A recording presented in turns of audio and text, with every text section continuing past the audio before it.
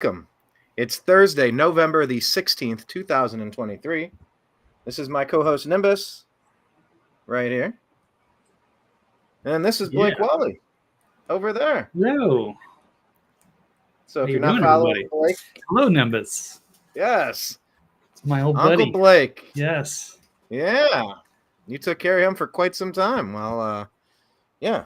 You were his surrogate you're Uncle Blake. You'll always be Uncle Blake to Nimbus. So welcome to my co-hosts today on the Agree to Disagree show on the New American Media, because the old American media has failed us. My name is Brian Engelman. I think I already said that, and I already gave you today's date.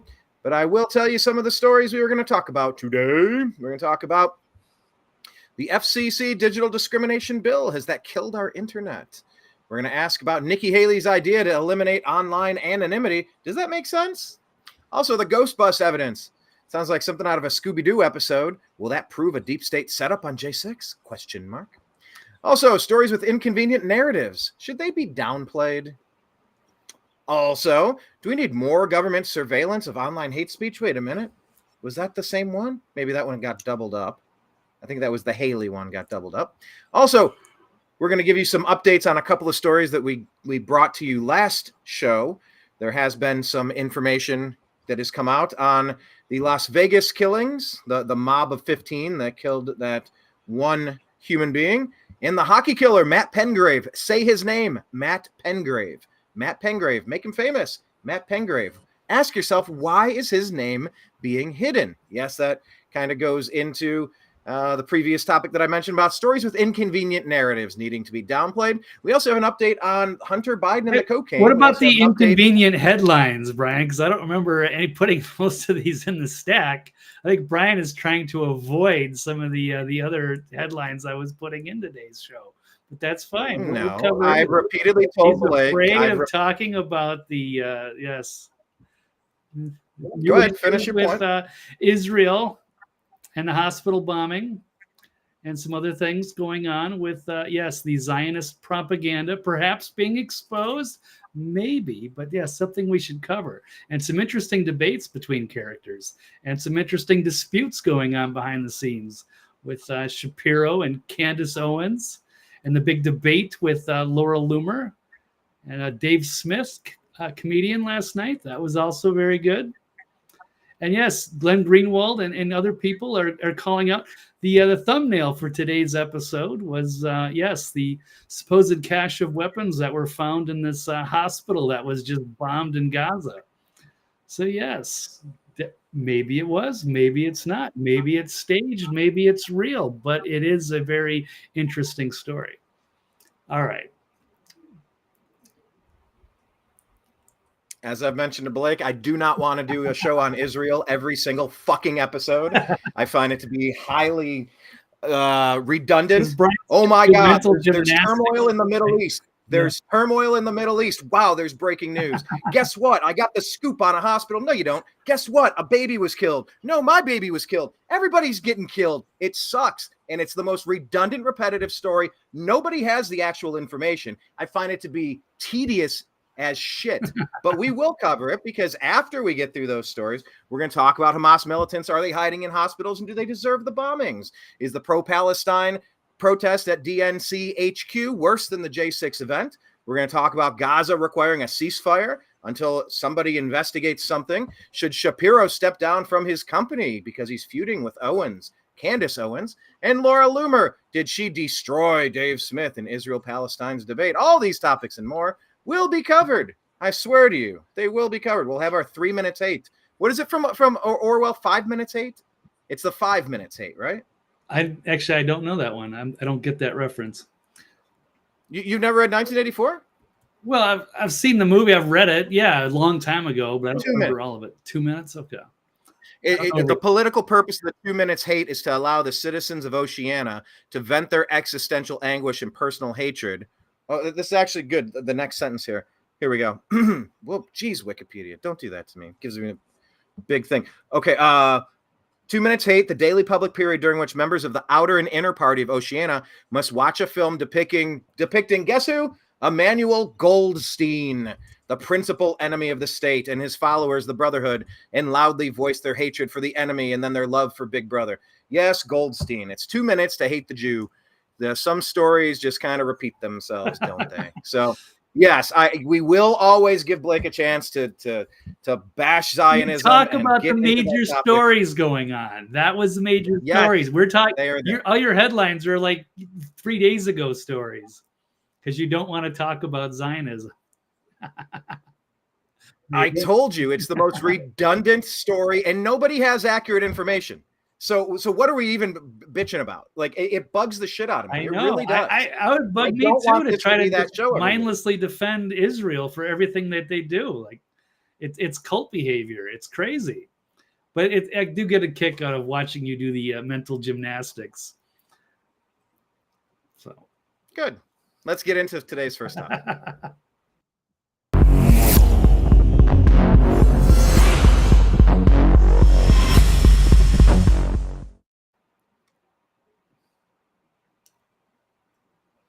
All right. Yeah, aside from there's turmoil in the Middle East, shocking. Something I find way more interesting is losing our ability to use the internet. And the FCC has adopted a new rule to eliminate digital discrimination. Yes, air quote. That's as believable as the Patriot Act being patriotic. So, Blake, agree or disagree that the FCC digital discrimination bill has killed our internet? Well, this is a story that came out yesterday, and you retweeted it at me from Kyle Becker, but it was actually from the Daily Brief. I don't know if that's Chuck Woolery's part of that. I can't remember. But yeah, it's an interesting one. I haven't seen a follow-up on that. So something that happened yesterday. And as much as I looked at all of the news feeds, I didn't see anything new about it. But it is, it's alarming. I don't know if it's a headline story or not. It could be potentially. It's the biggest story in the world, in my opinion. In your opinion, yes. But on Twitter or on any of these news outlets, I didn't see anything else outside of that one article about it. And even, I search a lot of stuff.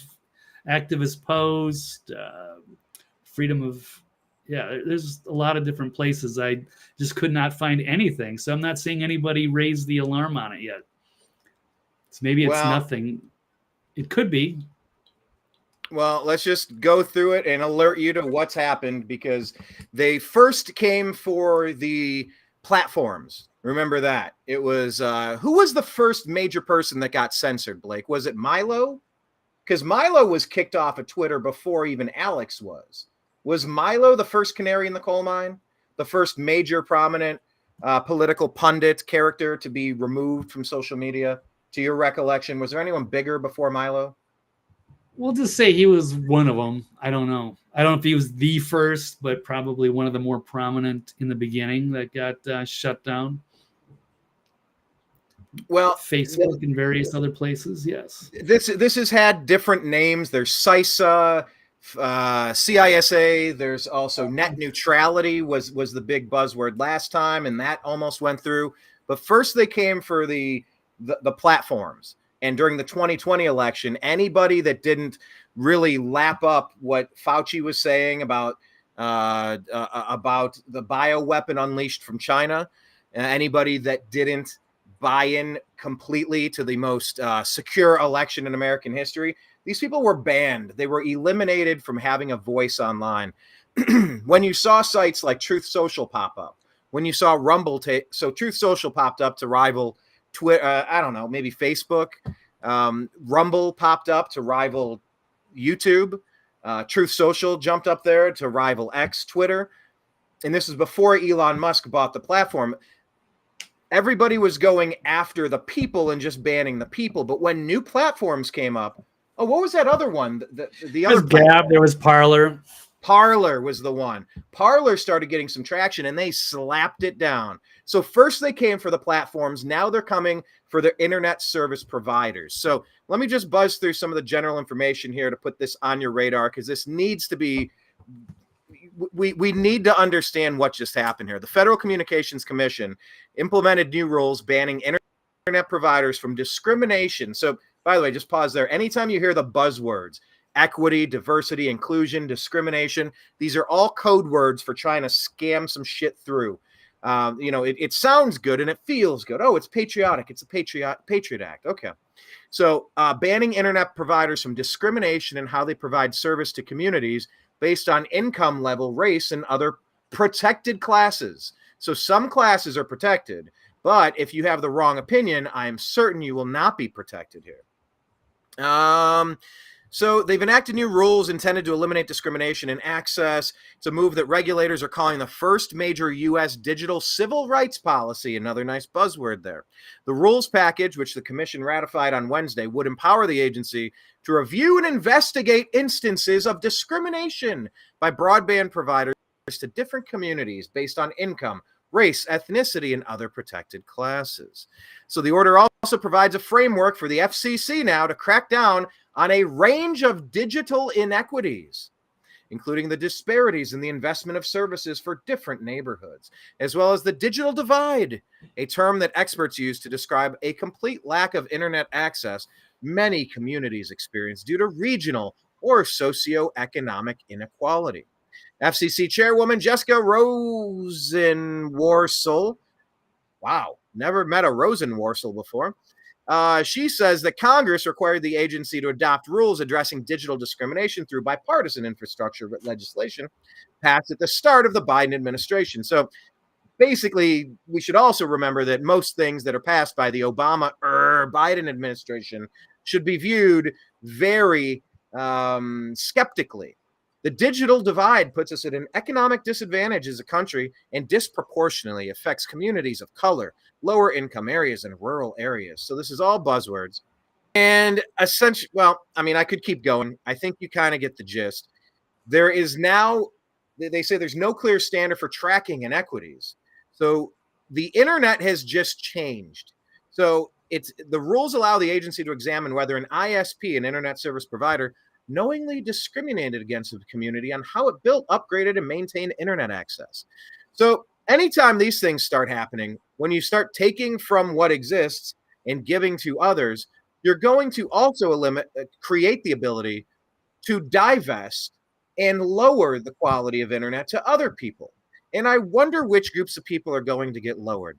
So during Wednesday's FCC hearing, Brandon Carr, one of the agency's commissioners, argued that these policies open up the agency to potential litigation and would hamper operations in the TCOM industry.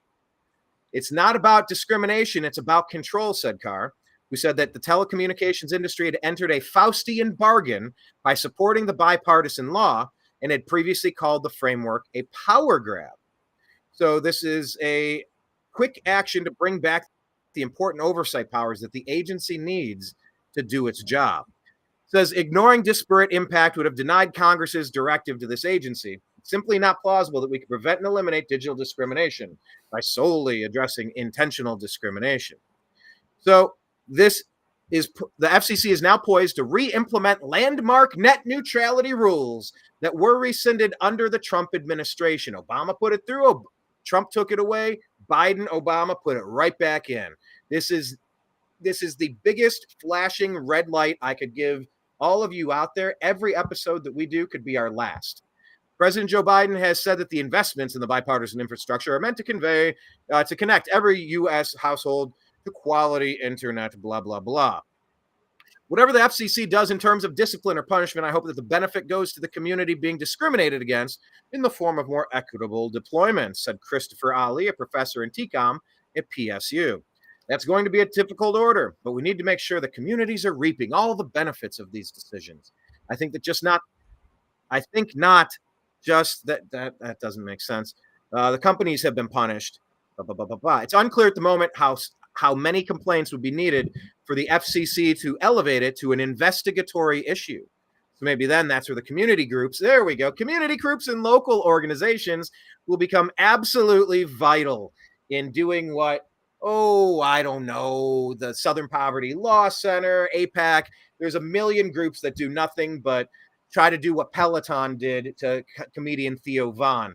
There was a great, this is a story we should have covered last show or maybe today, but Theo Von told Dana White of the UFC that Peloton reached out to him and said, oh, you know what? we had a conversation. We had an episode with JFK Jr. RFK Jr. You're a fan of RFK Jr., Blake. And Peloton, one of the sponsors for Theo Von's podcast, they reached out to him and said, you're going to take that episode down. And Dana White, head of the UFC, heard that story and said, they did what? Said, yeah. They said, oh, I don't know. We're going to do some funding. We can't have you getting advertising money from us and having someone like RFK Jr. on. And Dana White was like, I would never vote for a Democrat. I would never vote for RFK Jr. But the fact that they told you who you can and can't vote for, who you can and can't talk to, he instantly said, hey, what do we have in our gym? We have Pelotons? All right, throw them in the trash today. We're done. And he's like, we need more people standing up to companies like this with big middle fingers saying, tell them to fuck off. So anyway, the regulation of the internet service providers is a massive failure for us. It's a massive tragedy. Everything that this administration and these cronies, their lackeys, what do you say? The cronies, hackies, lackeys, and hacks, flax, and lackeys. Hacks, flax, and lackeys. Everything that they do has an ulterior motive. And this is just dangerous as anything else can be. Obviously, Elon Musk now has his Starlink, which is an alternative. But if the FCC gets to govern all of this, I assure you they're coming for our internet, Blake. So any thoughts on that? Maybe you were saying you don't quite see how it's going to implement and degrade our service right off the bat. Or do you see how Obama put it in, Trump took it out, Biden just put it back in, and once we lose the internet, we've lost everything? It really, in my opinion, Blake, it's time to head for the hills, completely disconnect, go completely off the grid, because we're done. We're done as a species if they're allowed to lie to us with impunity. Yeah, it's always the threat of tyrants trying to control news and information. So, yes, I wouldn't want them meddling around with that. Yes, Obama tried very hard to control and regulate the internet. And there's always a fight going on. But I know there was a vote on it yesterday. Outside of that, I'm not seeing anything, too alarming. Outside of that, certainly, significant enough to talk about, and always be vigilant. But I don't have too much else until it's something more substantial going on, and then people can gather together to fight. Not physically. Well, now it's on our radar. Let's keep our eyes peeled for, what did Nancy Pelosi say famously about Obamacare? I can't wait to pass it so that we can find out what's in it. So now that the FCC has done what the FCC has done, now we're going to have to figure out what it exactly means and how they're going to come after our service providers. They tried to take down, first they came for the trade unionists, but I wasn't a trade unionist, so I said nothing. Then they came for me, and there was no one left to stand up for me. So, hi, Blake. Hi, Brian, says Jocelyn. Hi over there in Sedona. Thank you so much. But this story kind of piggybacks nicely into Nikki Haley's. She had a plan. She released this new idea. She thinks it's a really good idea, Blake. So do you agree or disagree with Nikki Haley's idea to eliminate online anonymity? Does this make sense? Is this common sense? No, I disagree. In one level, it makes sense because there's, anonymous people that are just there to be trolls and be disruptive, and they hide behind, anonymous pseudonym. And I get that. And there are people that I think that should be doxxed because they spread propaganda. I'd like to know more about what they do and what their motives are and who's funding them. But then again, you can talk about, our forefathers who had to speak in different codes. They couldn't, present themselves publicly. It could be very dangerous. And a lot of people that are outspoken or maybe in high levels of sensitivity, they put themselves at risk. Their careers, their families, everything by trying to speak out on, justifiable issues. So yeah, they risk their lives, their fortunes, and their sacred honor. Remember the Federalist, that was commonly referred to as the Federalist Papers, a series of 85 essays written by Alexander Hamilton, John Jay, and James Madison between October 1787 and May 1788. The essays were published anonymously under the pen name Publius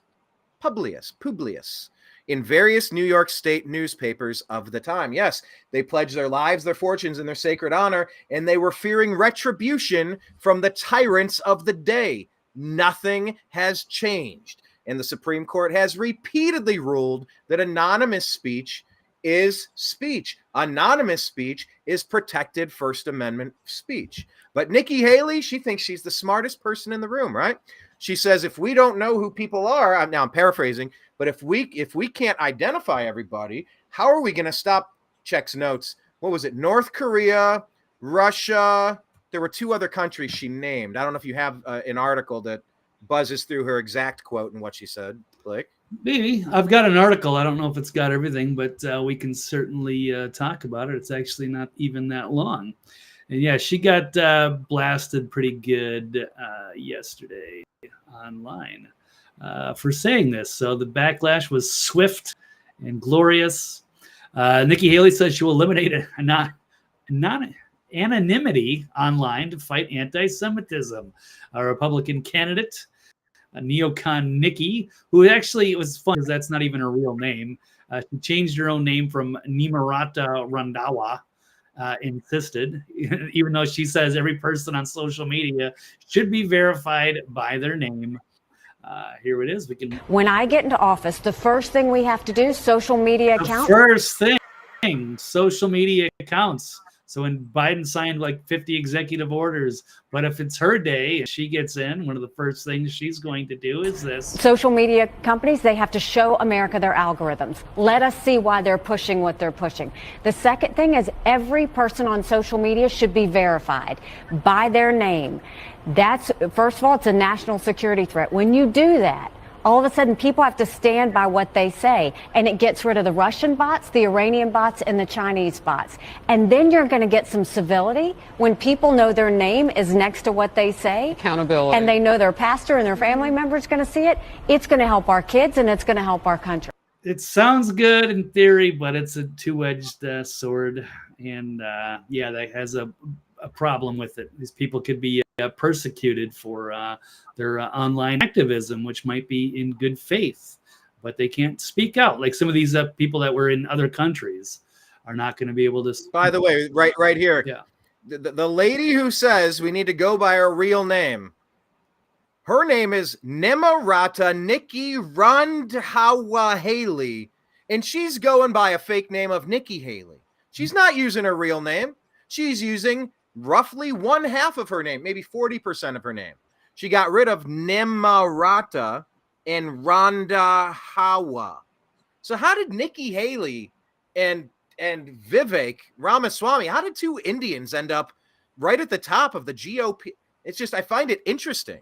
I can't remember another Indian that was kind of vying for the presidential position, but now we have 2 of them. Nimarata Nikki Randhawa Haley wants us to use our real names. Have to. Go figure.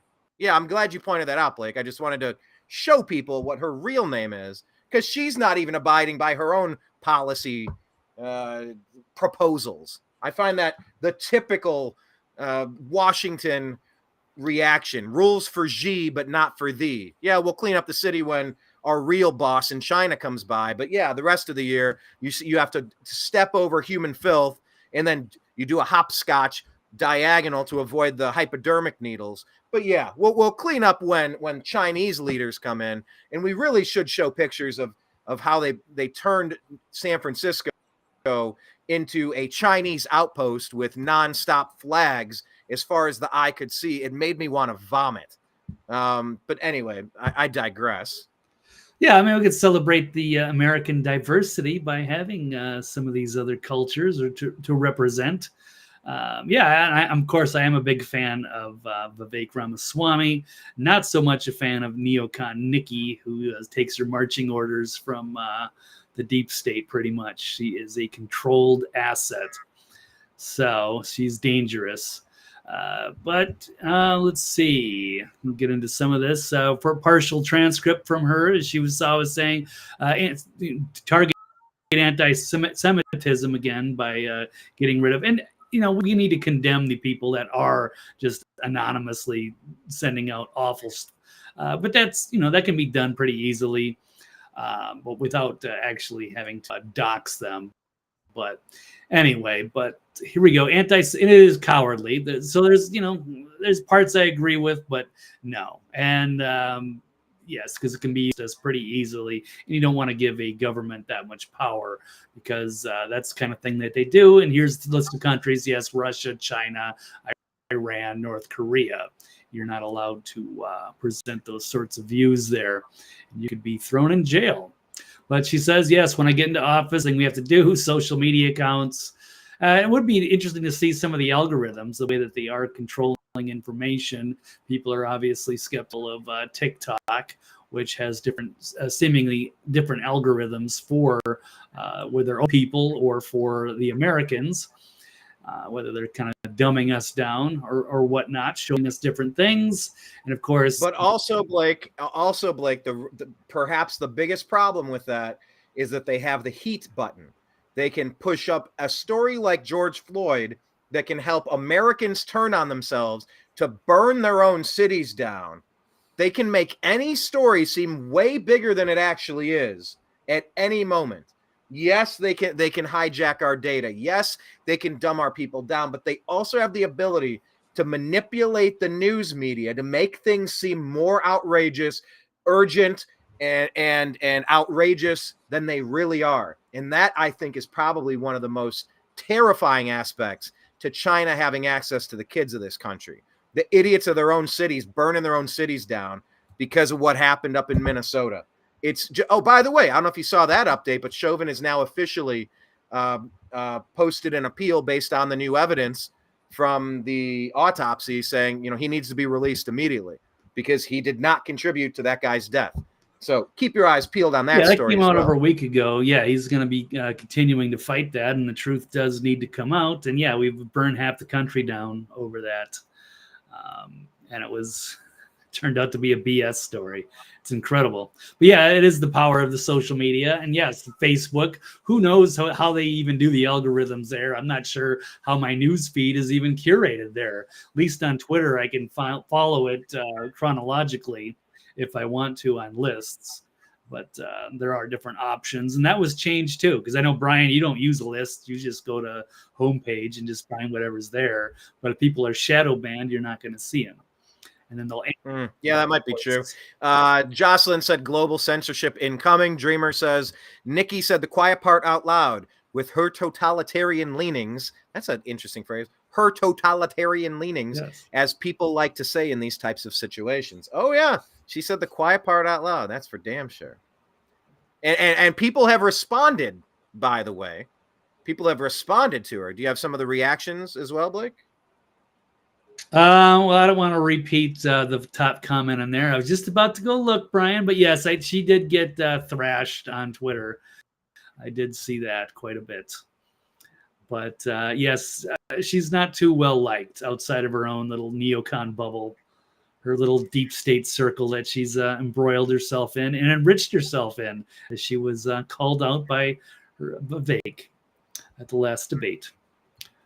So, no. Pretty much condemned all the way around. Well, the AP is saying that she's walked back her demand now that social media do that. But yeah, there were some incredible reactions. I had the page pulled up and now I don't know where it went. Elon Musk, doggone it. Nikki Haley reaction. Oh yeah, it was big. Yeah, I'm not going to find anybody like standing up for it. Going, yeah, I think Nikki Haley is doing the right thing. Yeah. She's right on. She's saying what everyone else is thinking. No. And there's a lot of people that do run anonymous accounts. Of course, they are not pleased by that. Okay, I did happen to just find that article that I was looking for. Sorry, I'm juggling about 100 things over here, so please bear with me. And Brian's just trying to run up the clock because he doesn't want to talk about one of the big elephant. I've already explained. Turmoil in the Middle East is the most boring topic I could possibly imagine.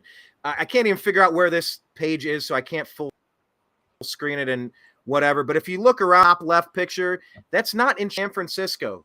Top left, top right, several of these. A couple of them are not. I was going to try to, I don't know. I can't even find the damn page there, so I'm not going to show you. But that's what San Francisco looked like anyway, yes, when the real boss came to town. But anyway, some of the reaction to Nikki Haley's ridiculous suggestion came from Elon Musk. Where's the article? I got to double click. You can hear my co-host meowing in the background. Yep. Not sure why exactly. Did you double click that? I will double click that. There we go. Oh, okay. Triple click. Okay. Sign up the newsletter, Brian.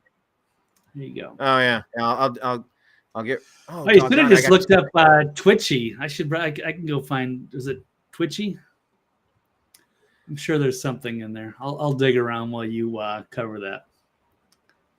You know what? I am having an issue here. I can't. I have too many tabs. I'm trying to close them so that I can see what I. Doggone it. Brent, when's the last time you've shut down the computer? Okay. All right. Yeah, I have too many tabs open. I figured it out. Okay. Well, Brent, when's the last time you actually shut down the computer and did just keep forcing it to sleep? Okay, now I found it, but I don't understand. Okay, so there we go. Musk and Ramaswamy torch Nikki for disgusting social media comments. I like that picture of Vivek. So Elon and Vivek back Haley this week. Can we get rid of that newsletter thing? What's up? Can we get rid of that newsletter thing? Really? Oh, that's all I see on mine. Yeah, it is gone on my screen.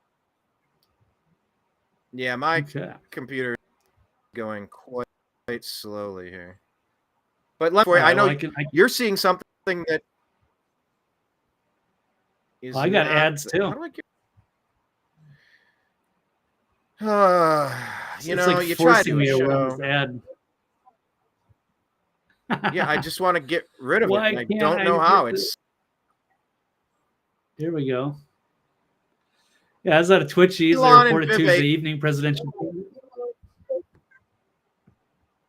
Which one? Are you ready, Brian? Because I can close mine. Go for it. There you go, Brian. Okay, Vivek wasted no time in responding to the 2024 political opponent taking to social media to label her comments as disgusting. Ex-owner Elon Musk also chimed in, calling Haley's remarks super messed up. In response, Ramaswamy added one final jab in reference to Haley's connections to the defense industry. Trust that Raytheon would be willing to open up a seat on their board earlier than planned, Ramaswamy said. The political dogfighting comes a week. They got into a heated exchange. Little Ronnie DeSantis, who cares? But this isn't the Musk story. That I think Musk added that her. God, I had the story pulled up. I can't seem that her campaign is essentially over. She can stop pretending to be a political candidate now. Happen to see that one? Not specifically that one, but I'm seeing the people on Twitchy. They're saying, yeah, she's imploding. Do you ask how she would determine the nationality or location of an anonymous user? Would she ban VPNs too? Nikki Haley campaign tells us all a different remassaged lie to cover up for the accidental exposure of her tyrannical agenda that would destroy free speech in America. It's sad. This is not what she said. She said people would be more polite if they had to use their name on social media. Sorry, Nikki, you can't backtrack on what we all heard. And yeah, she's trying to flip-flop to try to appeal to everybody because she got exposed. The backlash was swift and glorious, and she was exposed. And now, yes, her campaign is on life support, as it should be. I said something on X. By the way, follow us. The New American Media is at American_media_. And also go ahead and follow Blake. He is at TV's Blake Walley. But I said something that Nikki Haley has gone from, I wish I had it pulled up, but she's gone from irrelevant to crazy to dangerous. Like who is her support? Does she have any support? Does she really? Is she really from her donors, from neocons? Yeah, that's about it. So who else outside of Washington? Not really. Not in the. I mean, she's got like a lot of the Fox people, the neocons who think she's pretty or something. That would be it. Bunch of old boomers. They go, yeah, Nikki Haley. Yeah, she's great. Well, not for me, but for if I was a middle-aged dude that watched Fox all day, then yeah, maybe I would. You know, but I mean, I think we're in our middle age, right? What would double our age be? You think we're middle-aged? I guess we're in our 40s, but I mean, we're not like, I don't think we're that. I think you got to be like 50 to be middle-aged. Right? A couple of years. All right, we got a couple. We're halfway to death, right? Because I'll probably, I don't know if I can live to. What am I, 46? Can I be 92? Yeah, I'm probably over the halfway point. That's what I'm saying. We're in the middle of our ages. Yeah. We've lived long, interesting lives from Vegas to Ohio to Los Angeles to wherever we are now. Okay, so yeah. So that's Nikki Haley. I don't know if you showed some of these comments, but we'll just move on to the next story. I don't know what you were showing us there. Okay. Any other final thoughts on Nikahama Ramaswamy? I don't know her name. Nope. I had it pulled up. I don't have it committed to memory. What was her name? Nikahama. Yeah, something like that. Fair enough. Yeah, she's using a fake name. She's a hypocrite. She's bought and paid for by military contractors. She's a deep state asset. She's not to be trusted. But I hope she makes the fourth debate, and I hope she gets destroyed again on the national stage. She deserves it, and we all need to see that exposed. The corrupt candidates. Right. We need more populists. Thank you. I figured her name wasn't Cortez Hernandez. It's Nimarata Nikki Randhawa Haley.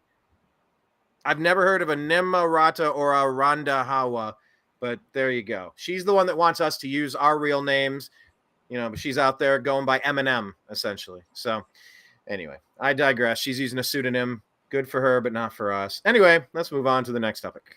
Okay.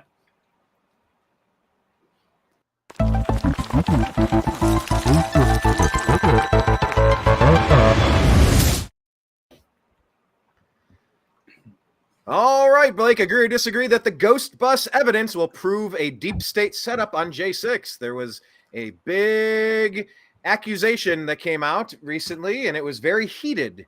This is a repeated heated situation, and you saw, a situation with a union boss and one of the congressmen have to get broken up by Bernie Sanders the other day. I mean, it's almost like we're going back to the duel days of Alexander Hamilton and John Jay. Like they're gonna go to fisticuffs, right? And like everything is like teetering on the verge of insanity right now. But anyway, this is a very heated exchange. So let's discuss the ghost bus. Do you think the evidence will prove a deep state setup on J6? Well, I would like to see that investigation go through and see what actually happens. But I did try to remove this story from the stack at the last minute. Brian insisted we put it in, but we will cover it. We might as well.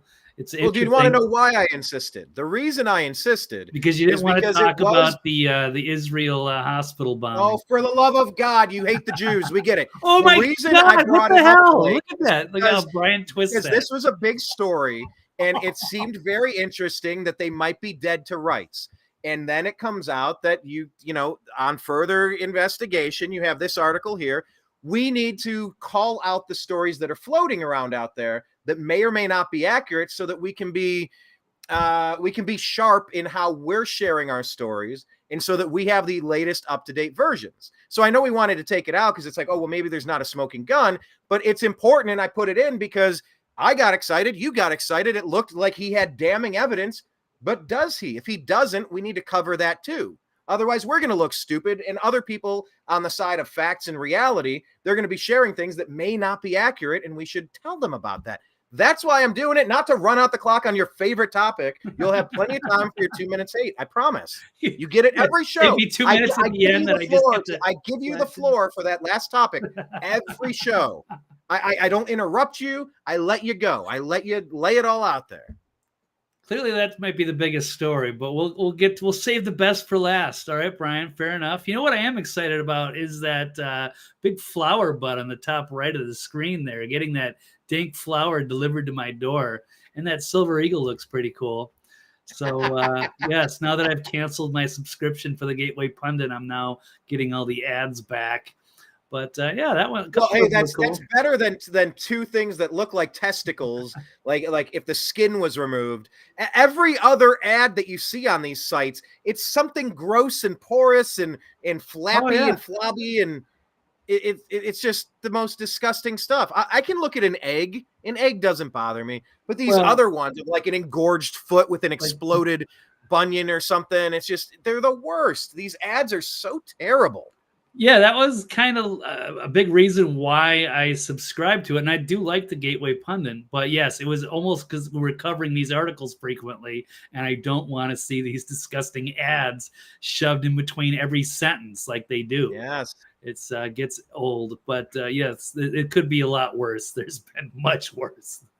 But anyway, yes, there was a ghost bust or a ghost bus. Sorry. From early 2020 is maybe not the one from the January 6th protests. That could be mixing them up, different pictures of a separate incident. That's why I was trying to scratch this at the last minute. But it was good to see Representative Clay Higgins calling out FBI Director Chris Wray on FBI operatives working inside the crowds. And people are, curious if there was like FBI assets or amongst the crowd. Obviously, they're trying to deny that, and they don't want to talk about it. But they're also suspicious that maybe Antifa were actually being bussed in on these ghost buses, as they call them. And yes, posing as Trump supporters. And they could be informants as well. And I guess Higgins called him out a year ago, saying a year has passed. We sit here again a year later. We, the people, still do not have a definitive answer from you or anyone else in the Biden administration regarding the FBI presence and participation in the months leading up to the November election and in the weeks and days prior to January 6th and on January 6th here in D.C. We can't get a straight answer, although we have a tremendous amount of evidence harvested and reviewed over the course of the last year. And they tried showing some of this stuff, but like me talking about Israel, the time ran out. He only gets 5 minutes to speak. They shut out stopped the clock, and he had to stop. So we didn't get to hear Ray's response, but he was going to sit there and play stupid and say, well, the FBI doesn't comment on ongoing investigations, blah, blah, blah. Because Higgins called him out, hey, a ghost bus. And Chris Wray said, oh, I'm not sure I've used that term before. And Higgins said it, yeah, it's pretty common in law enforcement. It's a vehicle used for secret purposes. 2 buses in the middle. They arrived at Union Station on January 6th. He has evidence. It's tip of the iceberg. There's more buses. Nefarious. They were filled with FBI informants dressed as Trump supporters and deployed into the Capitol. Perhaps the day is coming, but yes, we deserve to have answers on everything that actually happened during that day. And many people were suspicious. Yes, there were all kinds of undercover informants, not just the FBI, that were embedded in the crowd. They were many of the ones that were agitators and got Trump supporters to do dumb things. And they were the ones that are now sitting in a gulag somewhere in D.C. So it's pretty despicable stuff. And yes, I'd like to see these people held to account. And I don't want to see them getting a new headquarters either. They don't deserve one.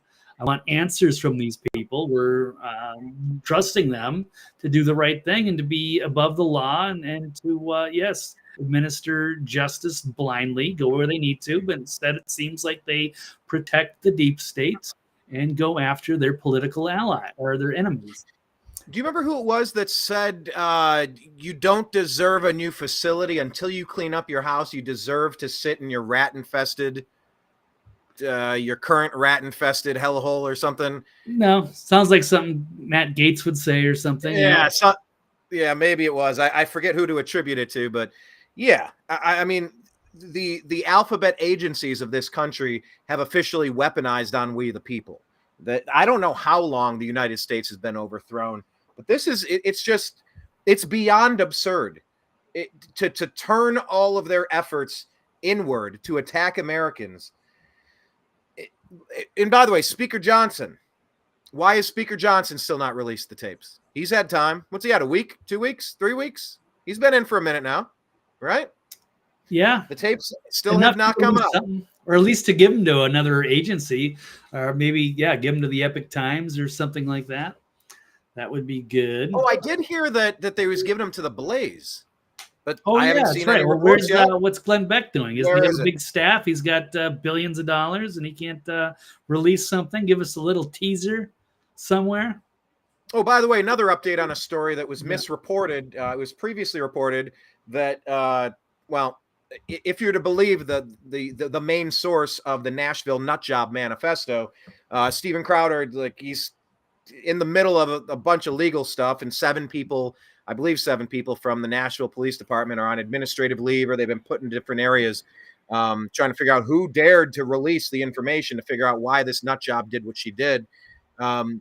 He said he never paid anybody for anything. It was misreported, he said. And he said, I don't, in his words, he goes, I don't know why people said that it was paid, like that I paid to get a couple of snapshots of the Nashville Nutjobs Manifesto. He said, I never paid anybody anything. So maybe he's covering his bases, but it was reported previously. Doesn't matter. Yeah. And, anyway. Well, why would they release it to Crowder of all people? That would be kind of strange. Because he has the Mug Club investigative team. So they're everywhere. Like they're trying to do what O'Keefe is doing. They are making a very specific effort with encrypted phone lines, with proton mail, keeping their sources secure. They are actively trying, and they actually broke a story today about the Bud Light, the Dylan Mulvaney character, and he really is a character. But the story that the Bud Light representative said, "Oh, this is just, I don't know, we made a can for a guy, like, or for this person that claims they're a girl, and we made a can for him. We didn't. That was it. There was nothing to it." Well, turns out that a group paid him, or they paid a group that paid him $180,000 as a beginning. They floated a potential Chinese spy balloon to see how it goes. Oh, we saw how it went. They're going, by the way, a Target. Target, by the way, is in deep trouble, along with Bud Light. But anyway, Crowder broke that because they have people on the inside.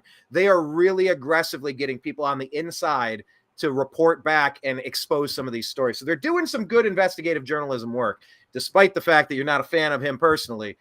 They have been doing some really good things. I don't think his own employees are big fans of him. Yeah. Yeah. So, once again, I don't live in the Middle East. But they got the NDA. They can't do anything. Right? Seeing what I got. Everybody signs an NDA. Anyway, so yes, Jocelyn, when will the new speaker release the tapes as promised? They said that, I believe they said they were going to give it to the Blaze. But what the hell are they giving it to one outlet for? Give it to all of us. Make it open source. What are we doing here? We're almost 3 years on this thing. There's a lot of suspicion that this was an inside job. And what the hell happened with the Pelosi tapes? With all the Pelosi evidence, they destroyed it. On their unselect committee, they destroyed the evidence. Give me a break. We have got to expose this for the massive setup that it always was, allegedly.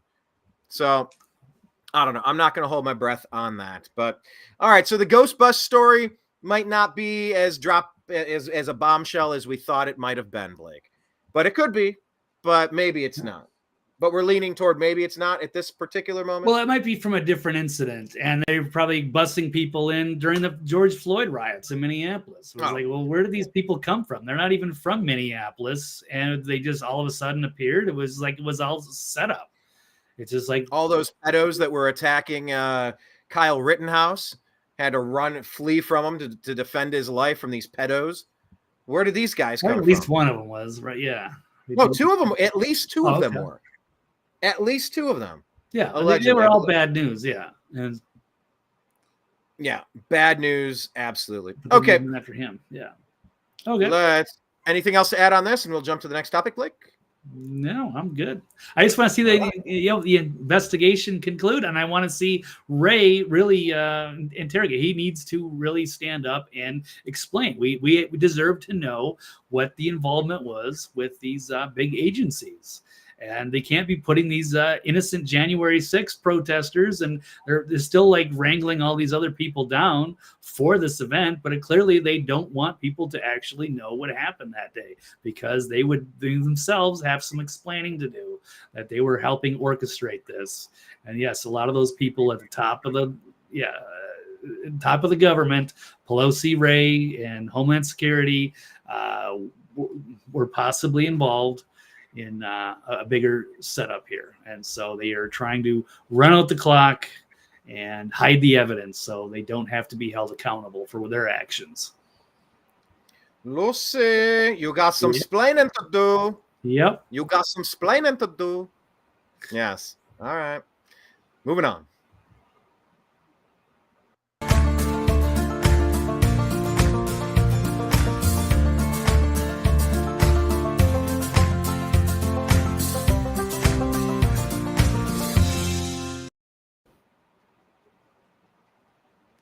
Brian, did you see D'Souza's police state yet?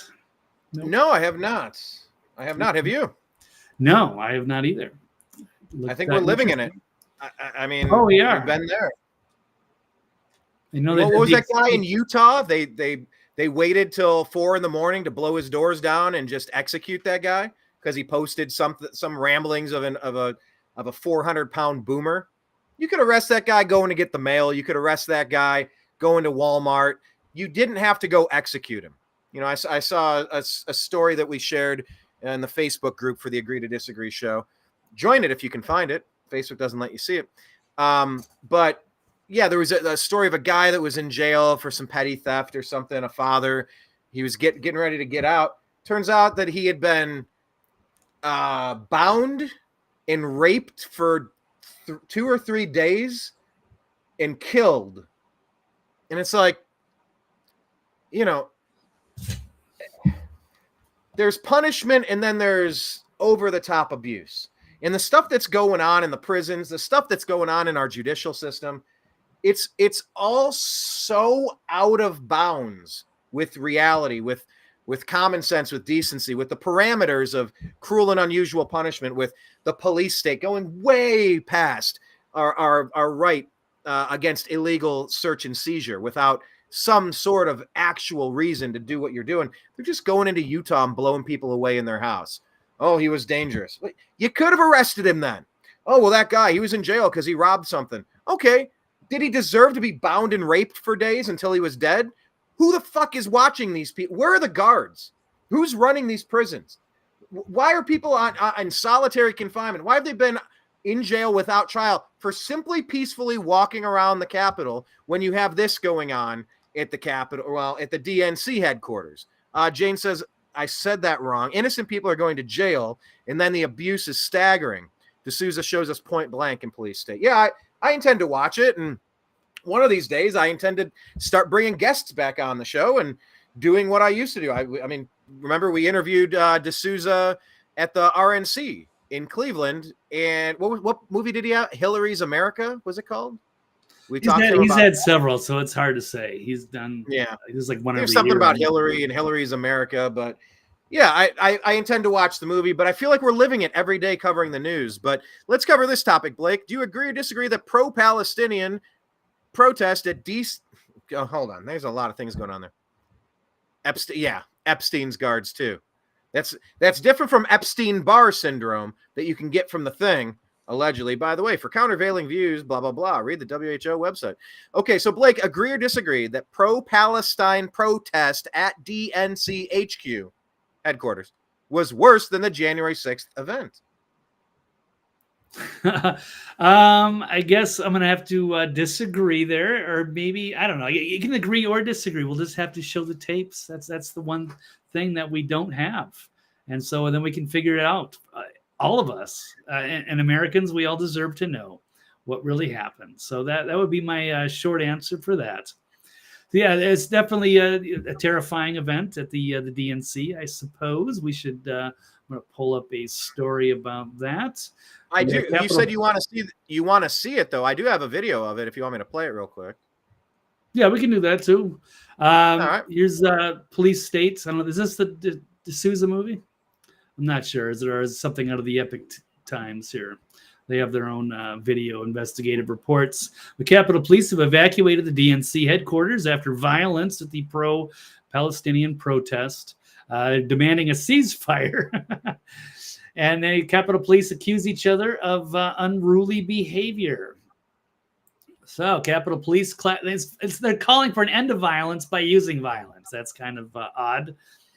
But they clashed with violent protesters outside of the headquarters of the DNC in D.C. Authorities restraining activists Wednesday night. Right now, our officers are working to keep back approximately, it's only 150 people who are illegally and violently protesting in the area of Canal Street and Ivy Street unopposed. All members have been evacuated from the area. Our officers are continuing to keep the illegal protesters back. Police suffered injuries during the clash. 6 officers treated, ranging from minor cuts to being pepper sprayed to being punched. One person has been arrested for assault on an officer. And by the way, while you read that, let me just play this. This is from Citizen Free Press. So posted this quick video here. Insurrection tonight at DNC HQ in DC. You can go ahead and continue reading the story. I'll try to turn the volume down. There we go. I'll turn the volume down.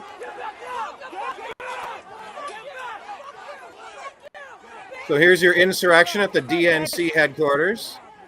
Getting pretty aggressive. Mostly peaceful protest. Mostly peaceful but fiery protest, I'm sure. Right? Yeah. That's what they like to say. Yeah, definitely. Let's pull up another one here. It's pretty much going to be the same thing. It's just out of the Gateway Pundit with a bunch of freaky ads. But yeah, we're going to see kind of the same videos here. So it got a bit out of hand. Yeah, I wonder if Ford was over there. You'll have to ask. He's typically, out there for a lot of those major events, and that was certainly newsworthy. But there's a lot of stuff constantly in DC happening at once. Can't be everywhere, but he very well could have been. So, but yes, some minor thing. Maybe pound for pound, it could have been, a bit like J6. Maybe not with all the FBI informants and the Ray Epps and all of the other Antifa agitators that were bussed in. But yeah, it's sad to see when, you're calling for a ceasefire, you're calling for an end to violence, but then you're using violence to get your point across. That's kind of cancels itself out. So kind of dumb in that regard. But by the way, I just wanted to add this to a previous story. Kyle Becker put out, he was talking about the FCC thing. I just wanted to add this one thing because I pulled up a device to do something else and it happened to be right in front of me. He was talking about the FCC takeover. He said, this is how woke politics rooted in critical race theory is driving a complete takeover of all aspects of American life. Equity and identity politics are being used to subvert the nation's institutions. The first step to a globalist shadow cabal taking over this country is to take over and control our information. Today, we saw the Biden regime take a bold step toward that corrupt end. Alarming. Anyway, I digress, but I did just want to add that point. But okay, so now the DNC is coming under fire because they're not doing enough. What's Jocelyn saying? Pro-Palestinian protesters charged DNC headquarters by the Capitol, pepper spraying and assaulting Capitol Police. One arrest made. Mainstream media is calling it an anti-war protest. It's not a violent insurrection. Interesting. It's interesting what the media says and what they don't. You can always tell what's going on by what people are omitting. Pro-Palestine riot is peaceful, yet the right is portrayed as the violent extremist group. Exactly, Jocelyn. Exactly. And that kind of leads into the next topic that I wanted to discuss. Do you have anything else to add on this one, sir? Nope. All right, we'll just roll right into this without the stinger here. But the topic, agree or disagree, Blake, that stories with inconvenient narratives, they deserve to be downplayed. Not necessarily. I guess it just depends on the publication. So what one outlet considers news, one would rather bury and pretend doesn't exist. So, but it's there's a lot of extreme biases going around, and it's very partisan, and most of it is pretty controlled. Yeah, basically very controlled. 5 or 6 major news outlets that control 95% of the information. So I just wanted to buzz through a couple of stories and give you quick updates because we want you to get your updates and not just focus on 2 or 3 stories. So now pictures of cocaine found inside the White House have been revealed, by the way. So the photos showing a bag of cocaine found in the White House over the summer were just released. And it's as shocking as it sounds. The situation, which prompted an evacuation in the West Wing. Well, you remember during the Bush years, it was all about anthrax. Ricin was the one, right? Ricin was being mailed to everybody. So any little bags of white powder have to be really well. And fentanyl, you can just touch it and it'll kill you. So, I mean, I guess you did have to evacuate for coke. I don't really care if somebody does some coke. I've never done it. I don't intend on doing it. Blake, you don't have to answer that as if you were being asked. But wait, anyway, what if you were in the White House and Hunter Biden pulled you aside and said, "Hey, you want to come out and hang out?" Then he would had like just lines set up. Would you do coke with Hunter Biden? Question: would he be wearing tighty whities with that scarf around his neck and the glasses, like he was? Just take those old records off the shelf, like that Tom Cruise, Risky Business. Right. He just slides across. Yeah. So if Hunter Biden slid across the Risky Business song, that would be hilarious. God, I want someone to animate that for me. Please, someone animate that for me. We need our TNAM meme team to create that. No, I wouldn't. Because Hunter would probably try to bang me. I mean, he's such a deviant. No, I don't need him. Look like a Russian hooker, Brian. Really. But okay, I don't know. Well, okay. So the situation which prompted an evacuation. Wow, that was a great tangent right there and a weird visual. The situation which prompted an evacuation of the West Wing happened when Joe Biden, the resident, and his family, including his son Hunter Biden, were spending the weekend away at Camp David ahead of the 4th of July holiday. That is the same day that the cocaine was discovered. As we reported, an investigation was launched, and the Secret Service took images of the bag containing the white powder, which was found in a cubby hole near the executive entrance that is usually used for personal belongings. Those images are now being released. Okay, well, how far do I have to scroll to see the image here? After the cocaine was discovered, the West Wing was evacuated. Streets were shut down that surrounded the White House. They shut down the streets for a little bag of coke. Documents state that the deputy director of the FBI was involved in the 11-day investigation. Investigators were able to get the suspect list down to 500 individuals, Blake. Jesus. Wow. I'm so glad we got it down to 500 people instead of just one Hunter Biden. But security footage wasn't able to determine the owner of the drug. Bullshit. The Secret Service ended up closing the investigation due to lack of evidence. No usable fingerprints were lifted from the tiny Ziploc bag. Actually, that's not true. They do have DNA on it, is what the story is saying. But anyway, despite the lack of evidence, the public is convinced the cocaine belonged to Hunter. He had a history with drugs, filmed himself smoking crack, driving a car at 172 miles an hour, supposedly heading to Vegas. Now, by the way, I may or may not have had a rental car at one point and got involved in a caravan heading from Los Angeles to Las Vegas. And when I looked down, I was shocked to see what the 3 digits said as I was in a motorcade of people flying through the desert to get out there. The new cars, you just drive and you don't realize how fast you're going. I don't think I hit 100. That wasn't your old Blazer. Rattled off the axles. Oh, that's hilarious. Yeah, that would be like in, any of those movies where it's like, keep going just a little more. And like you're holding on for dear life and you're shaking and bouncing out of your seat, whether it's like out of Star Wars or Back to the Future. Yeah, that's what the Blazer would have been. I love that Blazer, though. I'm just saying. Oh, I know. You had an unhealthy relationship with that Blazer. But, it served a purpose. It was a very healthy relationship. I don't want to live in a disposable world, Blake. I want to have the things, and I want to take care of sex. And I want those things to last. So anyway, are they showing the pictures here? I had to click a second link to show the photos, and it's taking too long to load. Here, I just keep trying to load it. Load. No. Okay, well, imagine a bag of crack. A bag of coke. Anyway, I can't show you the pictures because the article about the pictures doesn't have the article. Screw you, Yahoo News. That's why you're failing. Anyway.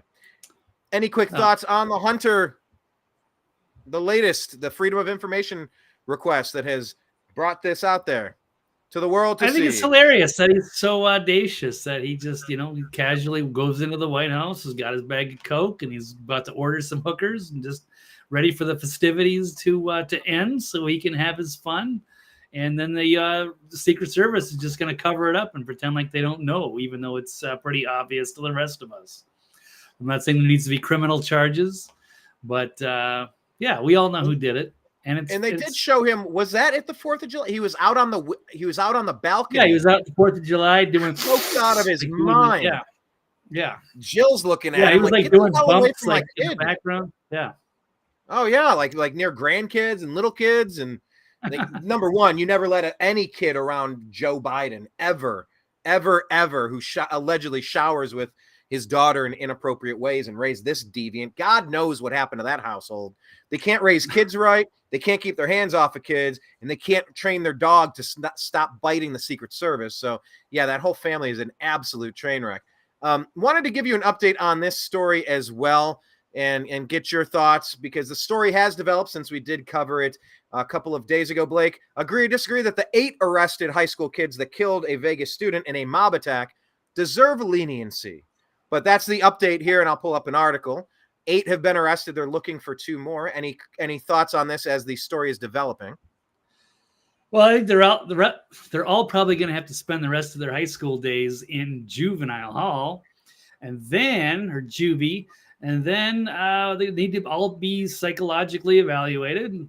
Talk to the teachers, talk to the parents, figure out what's making these guys tick, and the good ones that can be rehabilitated should be, and the ones that are irredeemable or are just sociopathic are going to have to prepare to stay in jail for the rest of their lives, potentially.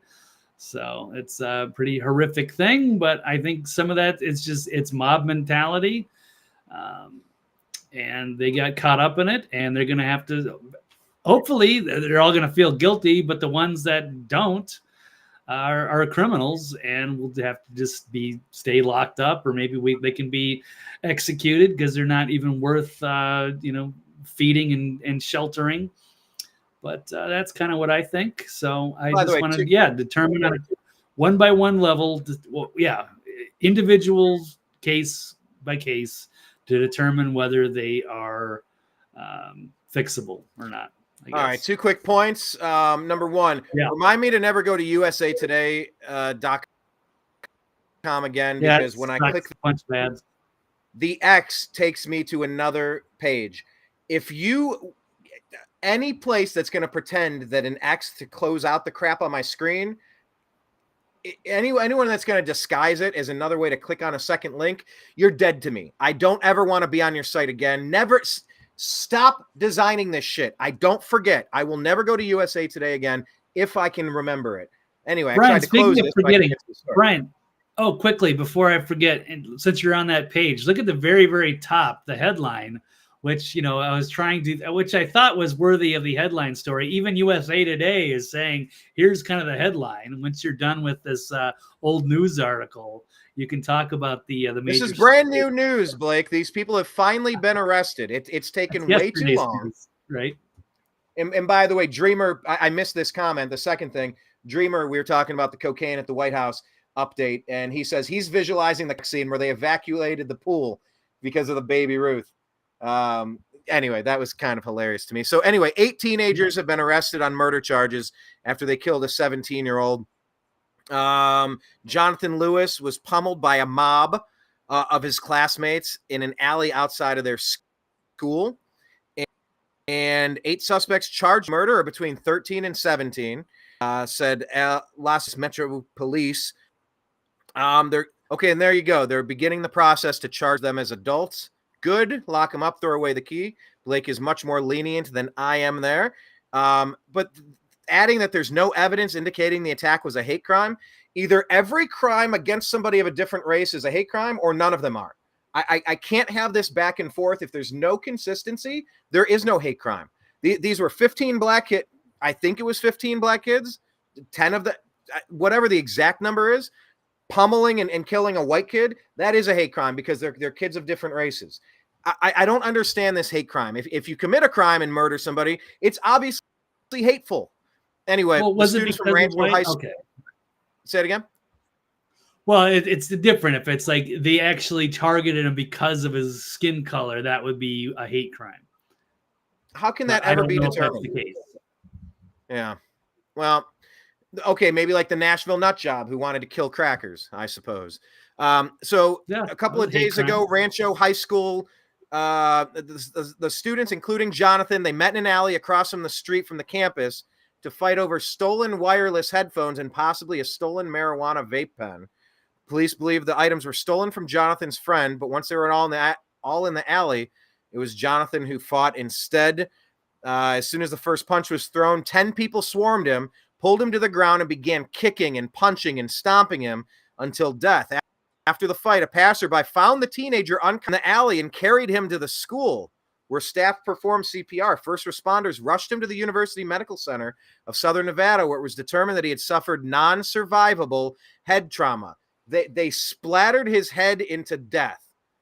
You know, lock these kids away. This is why you don't involve yourself in these situations. Police are now searching for 2 more suspects. So the reason it's also timely is because we need to find these 2 people. Videos of the incident called extremely disturbing and void of humanity. And the father has been giving some interviews now to speed this process along. He says there's other videos out there, and I think these other videos are worse. I'm getting really tired of scrolling social media for snuff films. I don't know that I have it in my humanity to keep exposing myself to this shit, but it is what it is. So videos that circulated on social media were used by investigators to identify 8 of 10. The police and FBI coordinated arrests of the 8 students, search warrants at 9 homes, and said clothing worn by the teenagers was recovered and cell phones were recovered. So Vegas police, they will be releasing photos of the remaining suspects. So go check out only to see the photographs of the suspects and track them down, throw them in a cage so that they can't kill another person, okay? And if anyone has additional footage, please get it to the Las Vegas PD. If you're a mentor with youth, if you're a parent, you have to assume that your kids have seen this video. Don't put your head in the sand. Talk to your kids about it, blah, blah, blah. So that's the newsworthy moment of this. This isn't front page news. This isn't coast to coast. This isn't riots in the streets over 15 people of one race jumping somebody of another race and beating them to death over nothing, over headphones, over something that they stole from the kids that said, hey, give us our shit back. So throw these kids in jail, lock them up, throw away the key, and get these other 2 that are still on the lam to justice. So, but what if it was 10 kids and one of them was like 13? They're saying they're 15. Between like 13 and 17. No, it said between 13 and 17. So no. There were 15 kids. They've arrested 8. They're looking for 2 more, but there were 5 more. I don't know what their situation is. What was your question though? Okay, so let's say it's 15 kids. So one of them, they said they're ranging from the ages of 13 to 17. So what if one of them was like a 13-year-old and he just happened to be there and kind of participated in the mob mentality, but really wasn't thinking of the consequences of his actions, didn't do too much of the damage? Do you think that they should be thrown in jail for the rest of their life because they went along with this attack from the other kids? I'm excited to find what is the, how did you phrase it? Sort of participated. How did you frame that? Yeah, loosely they were there. I mean, okay, if they were there now in a crime where someone's killed, if you rob a bank and you're driving the getaway car a couple times, what are they going to do? But did they do the fatal shots? Did they? But if they were just a participant, if they were in there and they went along with the mob and the gang. Does this mean a grandmother walking through the Capitol taking pictures and not harming a person? Or is this somebody with a flagpole jamming it into the eyes of a police officer during a January 6th riot? Was this somebody who actually swung kicks at somebody unconscious on the ground? Yes, you throw them away. If there's a bank robbery, the person who's driving the getaway car, they get the same penalty as the person inside that fired the shots. You're an accomplice. You're like as guilty as the other people. Bank robbers that coordinated on an attack and they know better. They know the consequences of their action. They have a getaway driver for a reason.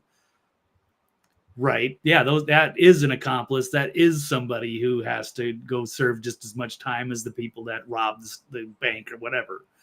Right. So if there was somebody now they have 8 in custody. They're being charged with murder. They're trying to escalate it up because this was a 17-year-old that was kid. So I'm assuming some of these kids were 16, 17, 18, 19. Yeah, no, it's 17. It said 13 to 17. They're all high school kids. None of them were actually adults. That doesn't mean they don't deserve to be tried as adults. That doesn't mean so they will be tried as adults. If there was somebody that was around the hornet's nest and they didn't actually kick and they didn't actually swing a bat or throw a punch and break a rib or hit him in the head when he's already concussed. If they were just there, I mean, that's got to be hellish. If they didn't throw a rock, if they didn't swing their foot, if they didn't make contact with the person, yeah, I couldn't imagine the same lock them up and throw away the key mentality as the people that were continuing to pummel an already unconscious and bloody human being like a sack of potatoes. Yeah, if they swung their foot, deuces. I don't want you growing up as a madman like you are currently. Stay there so you don't do it to anybody else. If the mentality to actually pummel an unconscious kid, no, that's a monster, dude. I have no leniency for them. But if there's 5 people out of the 15 that were identified, 8 arrested, looking for 2, that leaves 5. Maybe 5 were just around and they didn't actually swing or kick. If that's the case, these people need to be punished as accomplices, but not to the same degree. Maybe those people could get out of juvie in 20 years or 5 years or 10 years. They definitely have to think about the actions of participating in that mob mentality. But if it's a grandmother who's peacefully walking through J6, taking some pictures and goes home and doesn't do anything, that's very different. That it's on the same lines. You're around chaos, but you're not participating in chaos. So I will make a distinction for that. But if someone's sort of participating in throwing kicks on a dead guy, yeah, you did it. Well, which one was the final blow? Well, they all were. They all were, because you all ganged up on him and you all caused that to happen. So that's my quick thought on that one. Another quick highlight for a story that was breaking on our Tuesday show. Matt Pengrave, say his name, Matt Pengrave. And it's kind of eerie that the word grave is in his name. This is the hockey player that raised his leg in a Bruce Lee kick maneuver after throwing a shoulder into somebody else, raised his large slicing device, his skate, and sliced the throat and murdered a player. Uh-oh, one of us froze, Brian. I don't know if it's me or you. There we go. Oh, that says connection lost. Okay, there you're back. Well, maybe they're trying to shut me down, because if you look for this story online, they're just saying a person was arrested. Oh, what person? The only an inconvenient story with an inconvenient narrative. This hockey player is black. I don't care that he's black. I care that he raised his leg and sliced the throat and murdered a player you've never seen a play like that in hockey. People you think he intentionally tried to murder him? Oh, manslaughter at least. His reckless actions caused it. That is not a hockey play. There's no scenario where you raise your leg above your shoulders to get to the level of another player. No, it's manslaughter at the very least.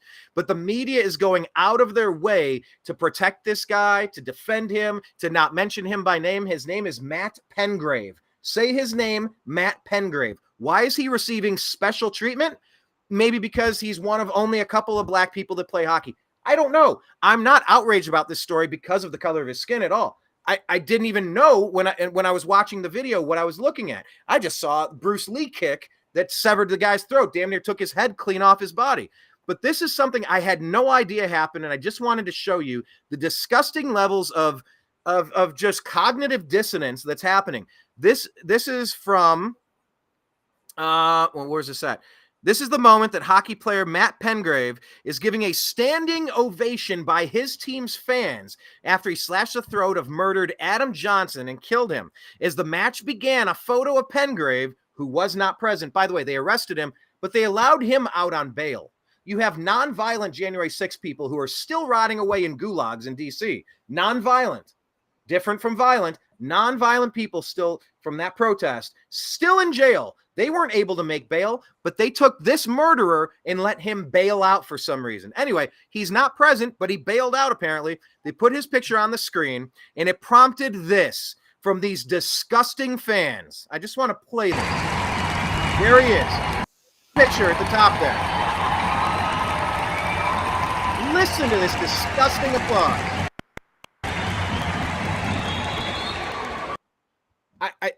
Blake, any thoughts on that? I need more context. I don't know what that's all about. I don't know if they just did all of the individual players. I don't know if that's before the game, after the game. I don't know when that was.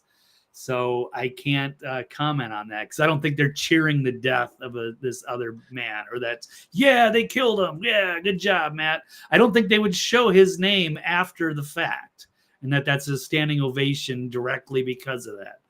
No. So I think that's, and I don't know where you found that. It only had a few views. It didn't really have like 500 some views, which is, I find the good shit, Blake. That's why the new American media is interesting. I find the good shit. Yeah, but that's also, not, we don't know the context. Okay, so no, that's a fair point. A year ago. It could have been from a year ago. Yeah, of course they're going to they're going to cheer for all their players. Yeah, that's normal. But that doesn't mean it was immediately after. That wasn't like there's blood on the ice and they carried the other guy off and yeah, Matthew Pengrave. Yeah, no, I don't know. No, this is my understanding. Yeah. My understanding is that this was yesterday, the day before. It was very recent. Okay. It was after the murder. It was after he was arrested or right around the time he was arrested and they were cheering him. This is very recent. Now, maybe it's not. I'll double check that. Yeah, if that's the case, obviously that's awful. Yeah, I can't even believe that people would do that. But I don't want to get outraged until I know that that's actually what happened. Well, it's been reported by a lot of different places that that's exactly how it was. There's a chance it's not, but that's my understanding that they were cheering the murderer.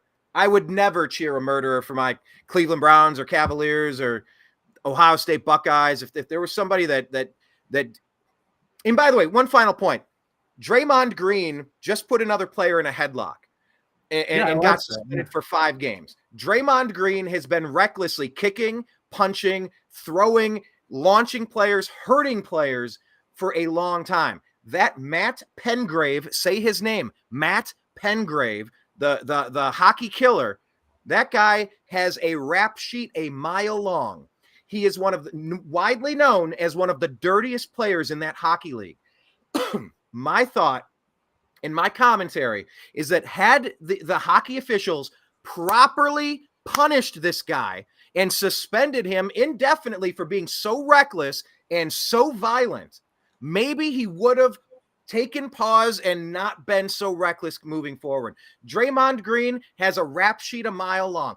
Why has he not been suspended indefinitely?